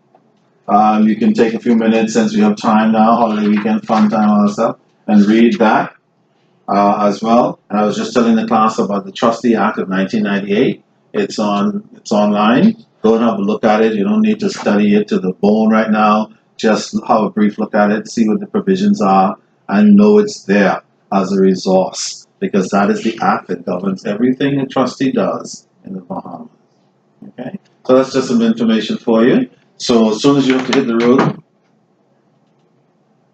the road, that's fine, and then we'll see you on the 15th. Okay. Again, if you have any questions while you're doing your reading, drop me a note or a text, and that'll be fine. Okay? Yeah. Yeah, for page 14, beginning, however. Is it 14 in your text? What page is it on your text? Yeah. Okay, however. Oh, let's see. Yeah, right there. However, it should be noted that only beneficiaries of the trust may enforce the provisions of the trust settlement or deed and or seek legal action against the trustee of the trust. Only beneficiaries, not the settlor, unless the settlor is a Beneficiary. absolute. It's very simple. Okay? So if the settler is not a beneficiary, once he settles a trust, he has to shut up and go to hell. If you don't like something, too bad. You follow? He can influence a beneficiary, like if they're his children, and I want you to sue that, see, like that. But personally, the settler no longer can do that. I mean, you must be sure. of As sure as you can details possibly be, yes. Before. And a lot of people are sure because there are many trusts in the world in the billions of dollars. So this trusteeship has been, there's a lot of trust out there going on. Okay? But yeah, individually, you do have to be. That's why you have to find a trustee that best suits your needs, whether they are individually or personal, especially if you're getting a personal trustee, whether they're family members or not. Because remember, and if you're getting a personal trustee, you better be clear how you want those assets distributed and don't give them any discretion. It's very risky giving a personal, an individual, discretionary trust. It's better if you're going to give discretionary trust to an institution that can be legally sued and reputationally damaged and so on. If you give it to your relative or somebody in their discretion, you might give it to their own children. And nobody would even know. Potentially. Because you know what has happened when you're dead. In these here parts or any here parts. No, they ain't gonna know. But People we will. know what this happened. People will hide stuff. You can give instructions to your wife when I dead. Make sure my children and not your first set of children benefit. As soon as you're dead, she give it to her first second. She like them benefit. Yeah. See what he could do? He dead. He rotting. We say all kinds of crazy. Anyway, keep going. You're all horrible. A settler may only enforce the provisions of the trust and or seek legal action against the trustee if he is a beneficiary of the trust. Yes. And only in his capacity as a beneficiary. And only. Okay? Keep going. The trust deed or settlement which specifically outlines provisions of the trust relationship is prepared in accordance with the client's instructions and in compliance with the law, with the trust law of the Bahamas. Which goes back again to the trustee, which is the client's instructions, and the trust law, which is the what act? The Trustee Act of 1998. Get used to those two terms. The trustee, what's another name for trustee? Settlement, or the Trustee Act of 1998. Alright, keep going. Creation of the trust. A trust may be created where a settler declares himself a trustee for an intended beneficiary. In order for a trust to be created, by this method, the settler must use words which indicate that he is to be the trustee for the intended beneficiary. Interesting. The settler can actually make himself a trustee, but he has to be very specific about it by saying some very clear things.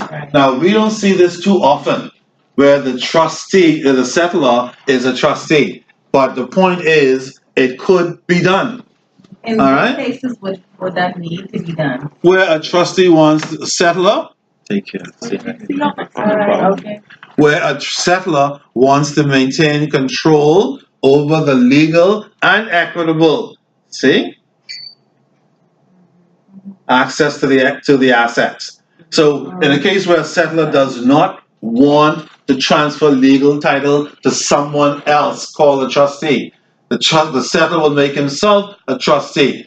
So question, is that to protect the coffers from being available to someone else? Or? Yeah, but it's also to keep the coffers in the hands of the settler, which violates the rules of the trust, which means that most countries, are not happy with that kind of trust, because that kind of trust is not considered a real trust. It's considered a sham trust. Right. Okay? But in some jurisdictions, it is, quote unquote, allowed. So I can therefore transfer $1 million to Wilkinson and Co.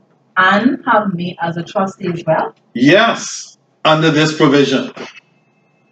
So that means if Wilkinson and Co. feels as if I should, let's say this is a discretionary trust. Well, Wilkinson It and Co. wouldn't be. and you'll be the same, so it wouldn't matter. Because you'll be the only one making decisions anyway. So whether it's fixed or discretionary, you're the only one still making decisions. Because I'm the trustee. Because you're the settler and the trustee. My thing is, What's the point? No point. My thing is, just hold Your money to yourself. hold your asset and just will it do whatever you want. But Well, the problem is, sorry. sometimes trusts are set up to duck divorce cases. Trusts are set up to That's what I'm duck asking you. If there's creditors. a reason to Yeah, protect could be- the those could be corpus the from being reason. available to someone else. So this is the way of them From not protecting. necessarily being accessible, but to. Yeah, but then a lot of stuff changes. That could be now. the reason. Where you have to, claim, depending on who you have, who's the trustee. You have to file taxes on Some of them are designed to Yeah. avoid paying taxes. yeah, some of them, but So some of them are designed to protect assets. the Some of them are reputable ones, designed, yeah. you gotta So file that. theoretically, you don't want the settler to be the trustee, but theoretically, the settler could be the trustee for specific reasons. It has to be for benefit reasons for the For settler. the settler, It has to clearly. be. So if they have corporates in a trust and they're trustees as well, they don't have to pay taxes on it because it's no longer there. It doesn't really belong to them. Depends on how it's established and where. So if you have assets in the United States and you have, no, not in the United States, you have assets, let's say in another jurisdiction, but you live in the United States, wherever those assets are in another jurisdiction, if there's no tax applicable, then chances are you will not pay taxes on them if you can hide them in a trust. Or place them in a trust. That's not the same. Place them in a trust. Okay? So any income that is generated in that trust outside of the United States, for example, you can place into that trust. But because you're a US citizen, you should pay tax on all your income. But you can hide some in a trust. That's why we have FATCA and CRS, Yeah. so that these things can be disclosed Stop. and the government, yes. Yeah. Things like that. Absolutely. No more secrecy. But not all of it is to avoid paying taxes. Sometimes it's to protect your assets from creditors legitimately, and a couple other legitimate reasons why you want to be the settler and the trustee. Yeah. Okay. But there are some illegitimate reasons why folks want to be settler and trustee. All right, keep going. What is stuff? I know. Oh, example, I declare myself to be the trustee for you. To be the trustee for you of the subject property, and that the beneficiary is to obtain the equitable interest in the property. In other words, if you're going to be settler and trustee, you have to say it clearly. I am the settler and the trustee. And who do you think would be the beneficiary? The settler as well as whomever else he wants to be Complete the control. beneficiary. Complete control. Absolutely. That is theoretically not an ideal situation. You will not and should not see that too often in practice. Okay? But it is doable. That's a sort of one, complete control. Okay? Which makes it, to some extent, either sham trust or suspect. Not that it is. There could be legitimate reasons. Alright, keep going. The second way in which a trust may be created is by the settler transferring the property to be held in trust to the trustee, thereby constituting the trust. In other words, no. So this is the second way. The first way is where the settler is the trustee. The second way is where the settler, more acceptably, transfers the assets to the trustee, which is the ideal way to set up a trust for the most part. And whenever that happens, we say that a trust has been constituted. Okay? So if you get a question on how do we properly constitute a trust, one of the things that you will put in your answer is that the assets of the trust of the settler must be transferred to the trustee in law, legally. All right, keep going. Once the trustee receives the property and all relevant legal formalities have been completed, example, share transfer form, executed properly conveyed to the trustee, the legal title is transferred from the settler to the trustee. Yes. Similarly, The equitable title is transferred from the settlor to the beneficiary, and the property is held on trust by the trustee for the beneficiary under the terms of the trust instrument. Does all of that gobbledygook make sense now? Yeah. It should. Okay? The settlor transfers legal title to the trustee. The trustee now has equitable title, legal title to the property, but not equitable. Who has equitable title once it's transferred to the trustee? The beneficiary. If the trustee is not, if the settlor is not a beneficiary, he has neither legal nor equitable right to the property. How about that? And there are many trusts that are like that. Because some settlers are not beneficiaries, or they declare themselves beneficiaries, of course, until they what? Die. And then once they die, clearly, the trustee is free to act in accordance I with think if I them. have a lot of money, I would want to declare myself as a beneficiary as well. A lot of them do. Yeah. Because they want to be able to be involved in the process. And they have to continue making a living. Because remember, once you transfer your assets, you have no control over them. So you want to be a beneficiary If I lose- so that you can benefit. Whereas if I lose in a trade, I might need to get some money. So I need some money. Well, either way, if you have no more assets, you do need money. Right. So that's the only way you can get it. Right. Of course, you don't have to transfer all your assets Right. to the trust. You can transfer a certain amount of the corpus to create a corpus. And then you can keep some of your assets personally. It doesn't have to be all. You follow?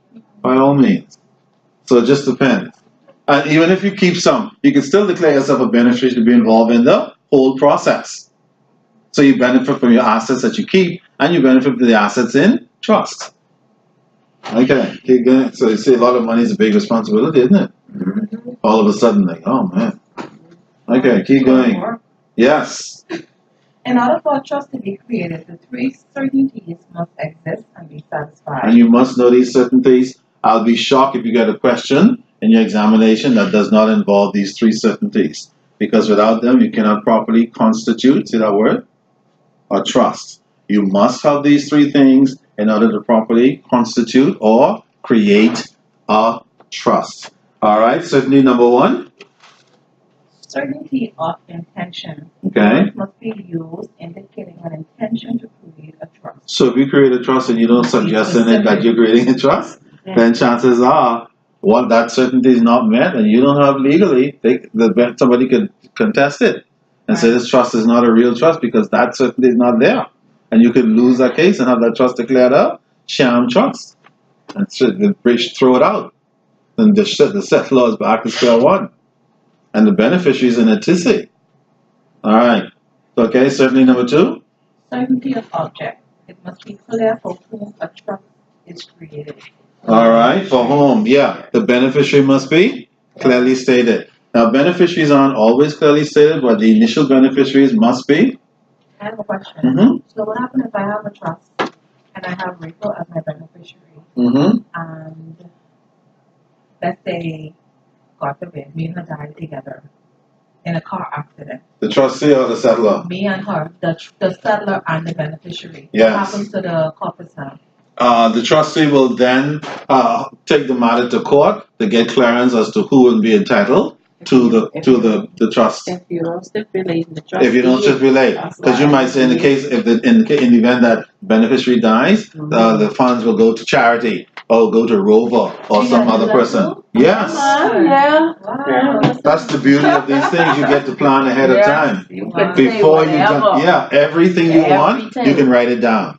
Everything, right down to what food to feed the dog. And if the trustee does not feed the dog that food, the trustee with the dog can bring an action. I remember this case where this woman, she died and she left all of her money to her dog. Yeah. Always happens. Wow. Okay? And the trustee must follow all of her wishes. Otherwise, the trustee will be in breach. I want the dog to be bathed every week. I want to go to the vet every month. The trustee has to make provisions to do that. Otherwise, they will be in breach of trust. And then they will. And whoever is the protector or the looking after the dog, Get a salary and all well, that. yeah, Of course. and if the trustee doesn't follow through, that person will then take action against the trustee for being in breach of trust. Didn't look after the dog the way she stipulated. Wow. And I say she because guys don't leave money to dogs, mostly, or animals. Women mostly leave money to animals Sure. because some of them love their animals more than they love Yes, boy, they like children. people. Period. Alright, keep going. Certainty number 3. Certainty of subject matter. It must be clearly stipulated what property is to be held in the trust. You follow? So the following properties will be held in this trust. 10,000 in cash. Property in Pinewood Garden. Cleaning down. It's clear. Not no, the thing down by the dilly tree there, the chicken shack. That's not going to work. Okay? So I believe I have $10 in Royal. Check there. No. It has to be clear. The account number, blah, blah. Yes. No question. Lot number 3, block this, block that. Not something here to fall over there by that some subdivision, that thing of them. That's not going to work. Okay? It has to be clear. So a trust, is it something that you continuously pay for, or is this one fee you pay to have a trust Yeah. constituted and then? Well, the fees is a whole other long discussion. If you're an institutional trustee like a company, then you as a settlor expect to pay a fee. Plenty. Period. Half the fee. Yeah, and the more millions you have, the more fees you pay. Trustees are not going to do the work for you because it's a big time headache messing with your business. Trust me. In addition to that, trustees have liabilities. If they miss, they can end up in prison, in court, or paying out a ton of money for being in breach of trust. So for that big old responsibility, they expect a significant fee from your millions. Management fee. Okay? Every year. Yeah, trustee fees, period, Every year. which covers everything. Okay? Now, if you are an individual trustee, the law doesn't require that you have to pay the individual trustee a fee. There's no law saying that you have to. However, I would encourage you, if you have an individual trustee, to offer them a small fee so that they don't be tempted to find a way to get it out of your stuff. You might not have to pay that. Okay? They get it out of what you have. Alright? Interestingly enough. In fact, some people are so difficult with money that in order for you to get something out of it, you have to control the money so you can take out what you get first and then put the rest. Otherwise, if you don't do that, you wait for them, you won't get it. So in insurance, in the life insurance where you will set up how you want your beneficiaries, how you want the insurance to be, I guess, The benefit to be paid. distributed, right, Mm-hmm. to be paid Mm-hmm. when you die. Is that considered the same thing as a trust? In a way, yes. Okay? It's not a trust as we know we have a settler. I mean, you can say the person who owns the insurance company is the settler, the insurance company is the trustee, and that's what we call a constructive trust. In other words, you haven't set it up based on these certainties and blah, blah, blah, like a normal trust that's going to go on and on and on. Let's say a company, a family owns a company like Microsoft, and they want to set up a trust so that the family can benefit indefinitely, children, grandchildren, great, like that. So that's a formal trust with these certainties. An insurance company is just a one-time fixed trust interest. And so, yeah, in that case, who's the trustee? The insurance company. Who's the settler? You. Who set up, who buy the insurance? Who's the beneficiary? Who you declare to be a beneficiary. And how will they pay? In accordance with your instruction. You don't need no trust deed and all that. What is a trustee? So The declaration. will pay according to how you instruct. They will. They give you a document, fill it in, you sign it. And that document with the instructions on how you wanted your beneficiaries to benefit is equivalent to the trustee. So if you say, I want 50% to go to my husband, the other 50 to be divided between my children or vice versa, that's how they'll pay. They also abide by that. They will. If somebody else knows about it. That's why I have to tell somebody who you trust. That's the next thing now. And if the child, if their beneficiary is underage, you have to appoint Yeah, a if you have trustee or underage children, guardian. then you have to say to the insurance company, You have to say who. I have an underage child. If at the time I die they're dead, I want you to become the trustee and hold this money in trust until the child reaches the age of majority, or make arrangements for a new trustee to take on the money and hold it in trust. Do you follow? You have to say all of that to the insurance company if you have minor children when you prepare your life insurance. They ask you, they tell you to Yeah. stipulate a They person. do ask. Or they'll ask you to, yes, I just want to indicate know. who you want to minister this thing in the event of your death and you have minors. Okay? Absolutely. Okay. So yeah, some food for thought already. Yeah, I told you this stuff is not just for your job. This is for your personal life as well. All right, keep going. Termination of a trust. So we have the creation of a trust. Now we have the termination. Let's see what they have to say about that. A trust may terminate when all of the income and capital have been distributed by the trustee to the various beneficiaries. Whenever that is, that can be in a year, 5 years, 100 years, depending on the nature of the trust and the size of the trust. Okay. And the purpose of the trust. Okay. Contrary to conventional wisdom. What is conventional wisdom? The traditional thought. What has always been. Okay. A trust will not terminate or fail for lack of a trustee. In other words, if there's no trustee, that doesn't mean the trust will terminate. And we'll see why in a minute. Like you said, if the trustee dies, what happens? Doesn't mean that the trust fails or no longer exists. Let's see what we say. There are other ways in which a new trustee may be appointed to a trust that lacks a trustee, which will be discussed in a later unit. There you go. So we're not ready to have that discussion yet. Just know that if the trustee dies, that's not necessarily the end of it. Okay. A trust may also terminate through the use of the rule in Founders versus Poitier, yeah.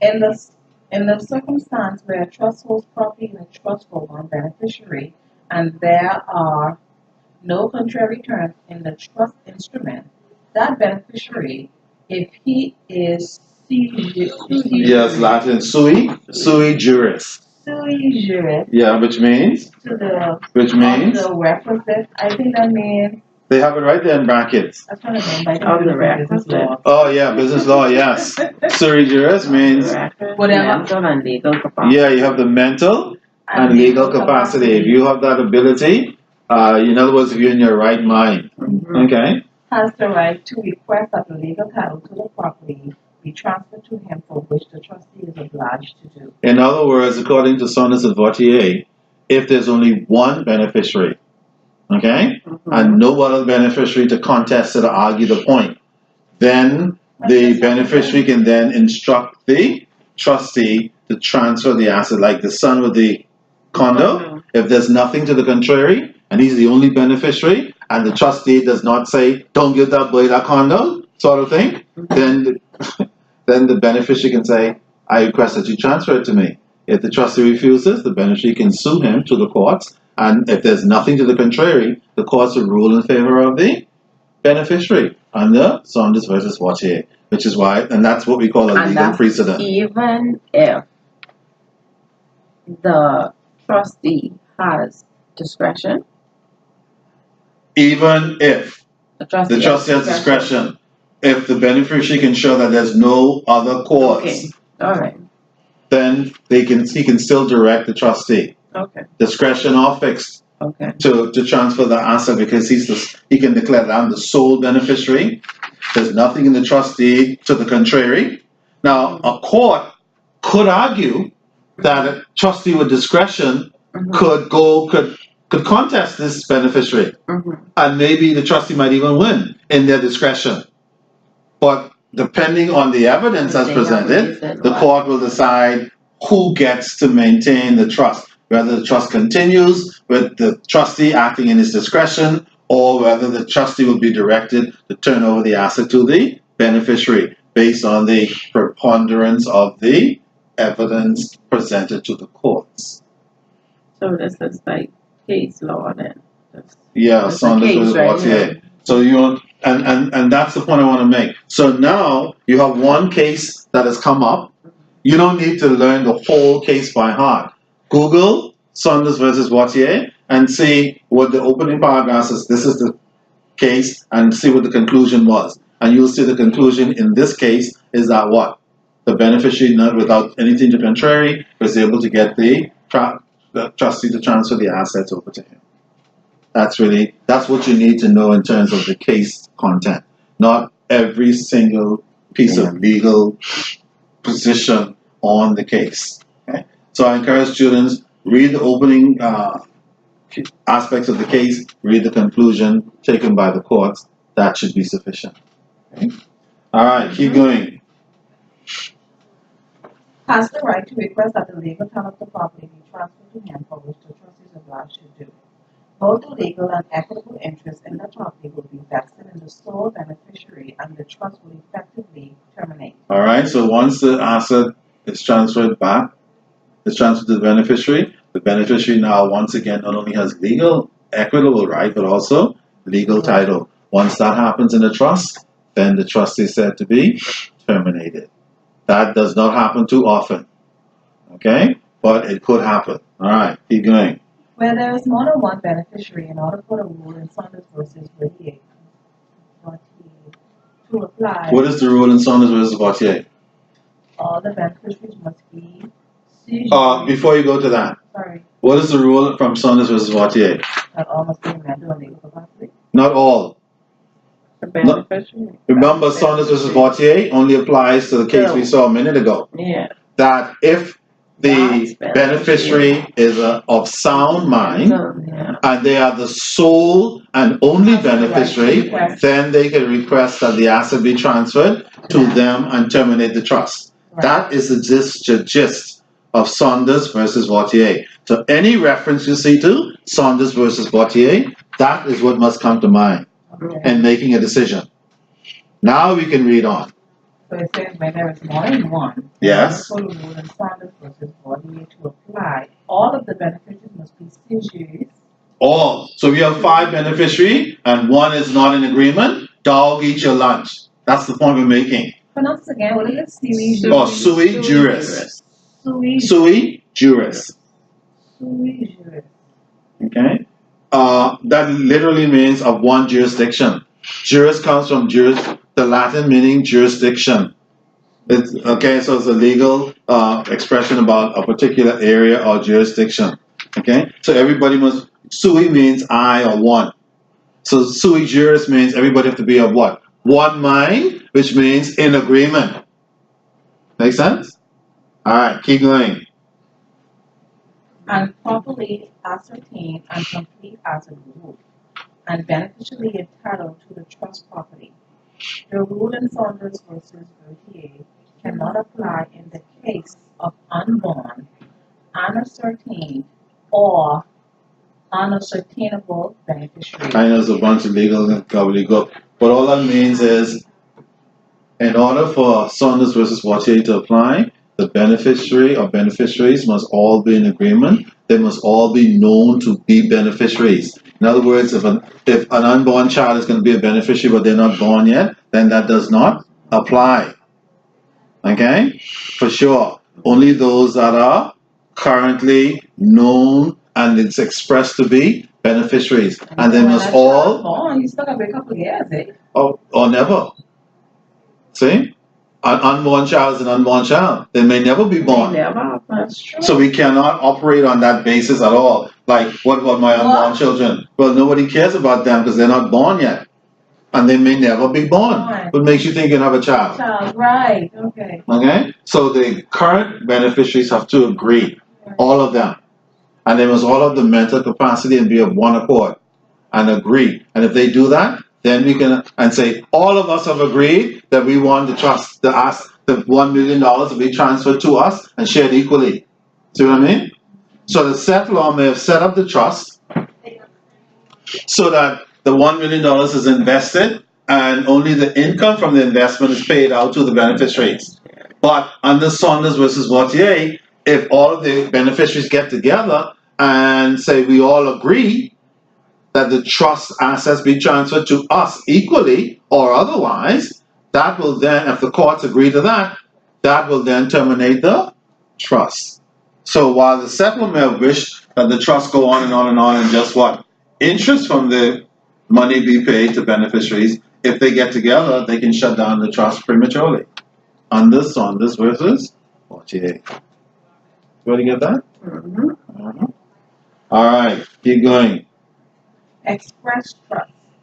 An express trust is a trust that is established intentionally and explicitly by the settlor who transfers trust property to the trustee with instructions as to how and for whose benefit the property is to be managed and administered.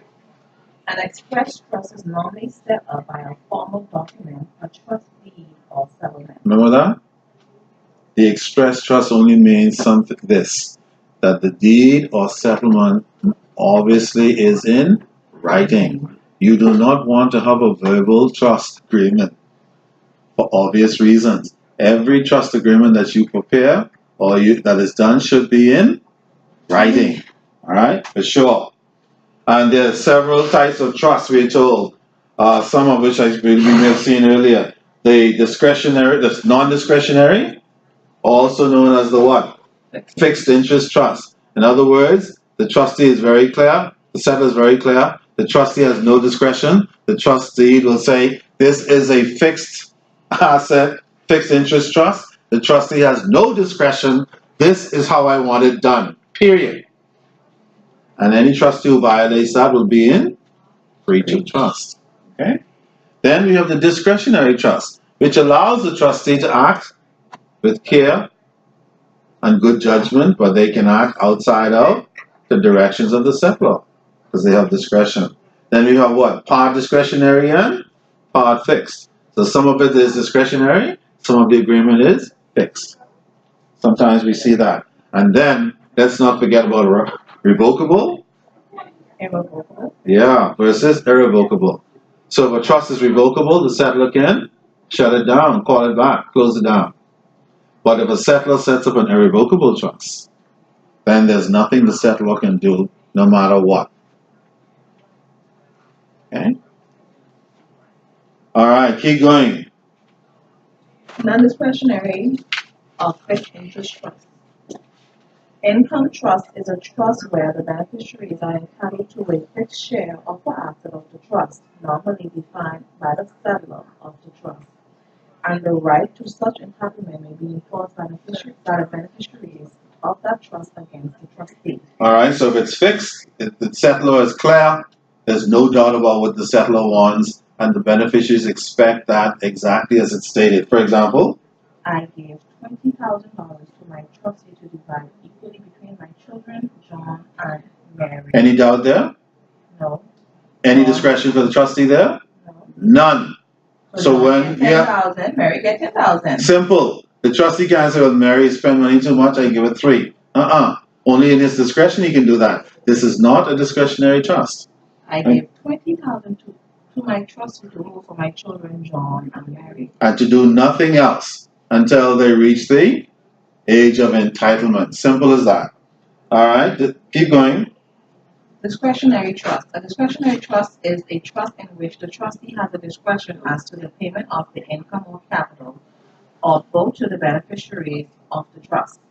The distribution, extent of the distribution, and to whom the distribution will be made, if at all. See, if at all. In other words, if a trustee is given discretion, there's sometimes when a request is made by a beneficiary, the trustee does not have any obligation to honor it.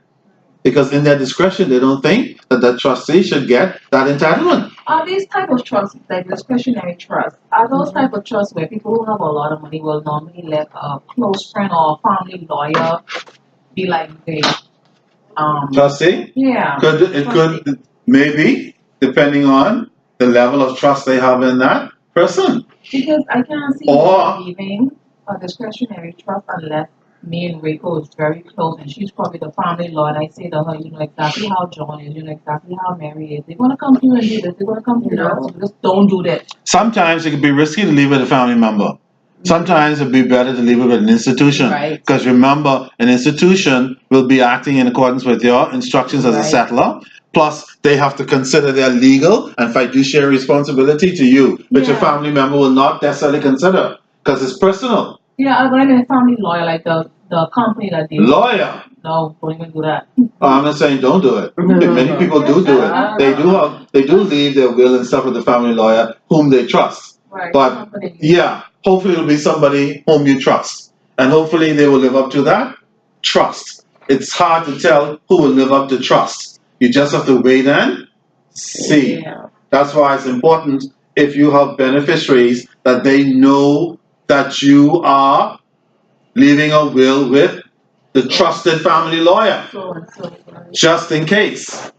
Let's see if these people with a lot of money, right? These families and stuff.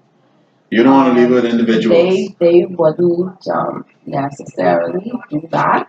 For Most example, times they will not. and then this discretionary trust too, why some of them would engage a trust like this is because sometimes you have some circumstance that may arise, and they use an institution, a reputable institution, where they feel like you would know what to do in a certain case if it arises. Not only feel, they know you know. Right. Not only that, you have a professional and fiduciary duty. You have a team that makes this decision. For example, with the discretionary trust, for example, I had one recently where, it's set up in a way where only like income, this person would get income, right? And the settler designed it that way. Income and capital would be for the children. But if you get, it's discretionary, and let's say a situation arises with that particular account where it wasn't sufficient income. But let's say, for example, his wife may be sick, she may have some challenges and need to get some money.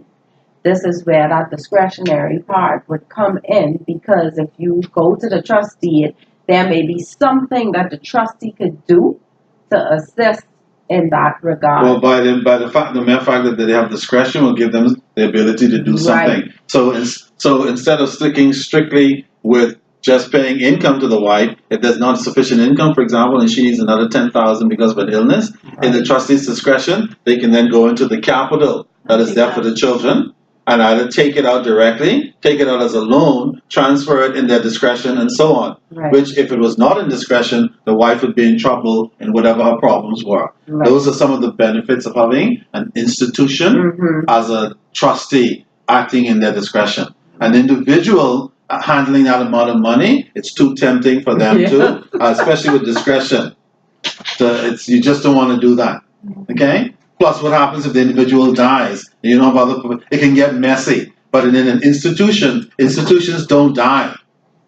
Companies live on and on and on. So that is the environment where you want to have a trust in going on, especially if it's in the millions. So It's if very what if that valuable. institute does that? What if Yeah, that but institute no, you goes have business? institutes They'll have to transfer it. Yeah, a new trustee. Remember we Transfer said to another earlier? trustee. Yeah, the death of a trustee doesn't mean the trust is dead. Right. Okay? And you'll see why. No way. Okay? Alright. And then finally, can we finish that? Oh, what's the example given on page 416? I give what? I give $20,000 to my trustee to divide between those of my children they consider the most deserving in their absolute. Yeah, that's the discretionary trust. And some settlers do that. Now, the fact that the settler says that, he's telling the trustee what he would like for him to do in his discretion. But that doesn't mean if a trustee has discretion, they will do it. Nor do they have to do it. Even though he said, my most deserving children, the trustee might say, well, all the children should get something. Right. Why Yeah. should, you see what I mean? What you're doing is you Can't have be that zero. trustee acting as you, making the decisions, and Well, you're not going to make the same decision that you would have. Well, that's why you have to be careful with who you give discretionary. Yeah. That's why you have That's institutions, crazy. because usually trustees that have discretion in an institution, they have a trust committee. And so you have different people sitting down, not just one person making a decision, running their own little private little doggone program. I don't think I'll have a discretion. Yeah, because they would consider, it's good in some instances. No, if you have a small, Yeah. if you have a small amount of assets, Only you one don't need child. it. Yeah, I leave all the Johnny. Yeah. That's it. There's not a problem that way. So you can leave a fixed trust. Yeah. Okay? If Johnny's, or you might say, he gets half now, and then when he gets 25, because if he's like 17, he gets half now if I die, and then the rest when he turns 25 or whatever. You can do that, but yours would be very specific. Okay? But if you have a multi-million-dollar trust, then clearly you should be seeking an institution. Okay? And preferably a reputable one, not one that's just hanging around with trustee on the door. Alright, so we're going to stop there. Please read units 1 and 2. If you have time, start 3. When we come back on the 15th, we'll pick it up and get the ball rolling. Have a great holiday, and I'll see you guys very shortly. In 2 weeks. Yes, time passes quickly. That's for sure. Sorry? I'm hungry now. You like make sure I had a big breakfast in the last. I know why you were so comfortable. I've been having Saturday classes for the past 2 years. So you know how to come prepared. Every Saturday I had class for the past 2 years. For a long time. So Okay, so you're just back in the saddle. oh Yeah. But again, feel free to bring your coffee when you come so you can munch and mince. Yeah. Yeah, that's good. Thanks, No baby. problem. Great good. All right, take care. Where's the front door? Like you to the back door. Front door is right to the left here, to your left. Bathroom? Oh yeah, there's a front door that goes down the steps. You work by us? Yes. Cause I say you would just. Look familiar, right? I was like, oh. I thought I saw you coming out somewhere. I always walk you up and down the stairs. Yeah. Yeah. I say, hold on, you dress down. So Yeah, I have all my regular stuff today. Not all that, whatever that is. Yeah, I just came there 3 weeks ago. Okay, so you're the new kid on the block as well. I was trying to get in there from 2010. Oh my God. When What took them so I hear long? this in Scotiabank sometimes, yeah.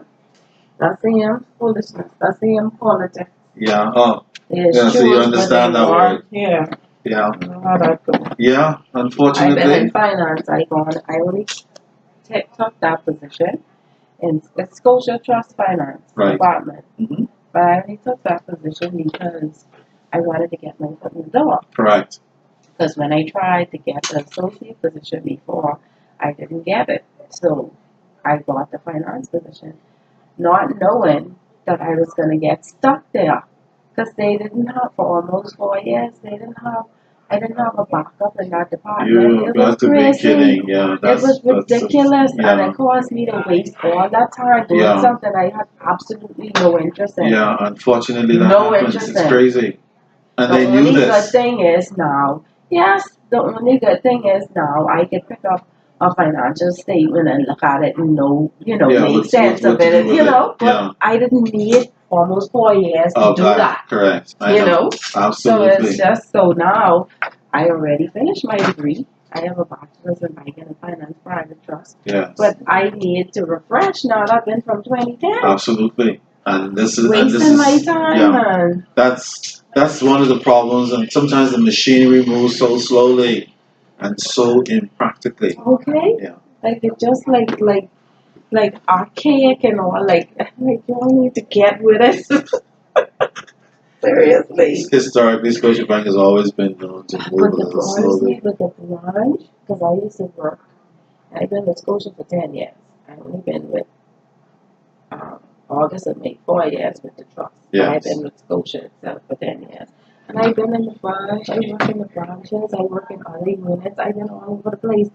And when I get to the trust, I'm like, gee, all in the dark, it's just like, what's going on? Because Yes. even on the branch side, it's not that archaic, and the systems are, things are easily accessible and Yeah. whatever information Not you so need on to the do trust certain side. things. Correct. No, It's I'm like, very what are slow y'all and very doing? antiquated in all some this cases. paper and all this foolishness. It was like, this is unbelievable. Yes, I know. It was a rude awakening. Yeah. It was a shock. Because from the outside, you would think that it would be a little more You guys advanced. are the ones who making all the money. Yes. You know what I'm saying? Yes. You're making. It's just that things move slowly in terms of those kinds of things. You're It's crazy. collecting all these things from these people and you're kind of afraid. They could. It's Why just are we dragging their still feet. going through this nonsense? Like, it's just, especially in the finance department, it is crazy the things that I had to do to get the information I needed to do Indeed, reports. so many different bits and pieces just to create a simple report. Trust me, I couldn't wait to get it. I know exactly And what you it's mean. so boring. Yes. So boring. Sadly, that's It's true. boring. Okay. All right. Take care. You too.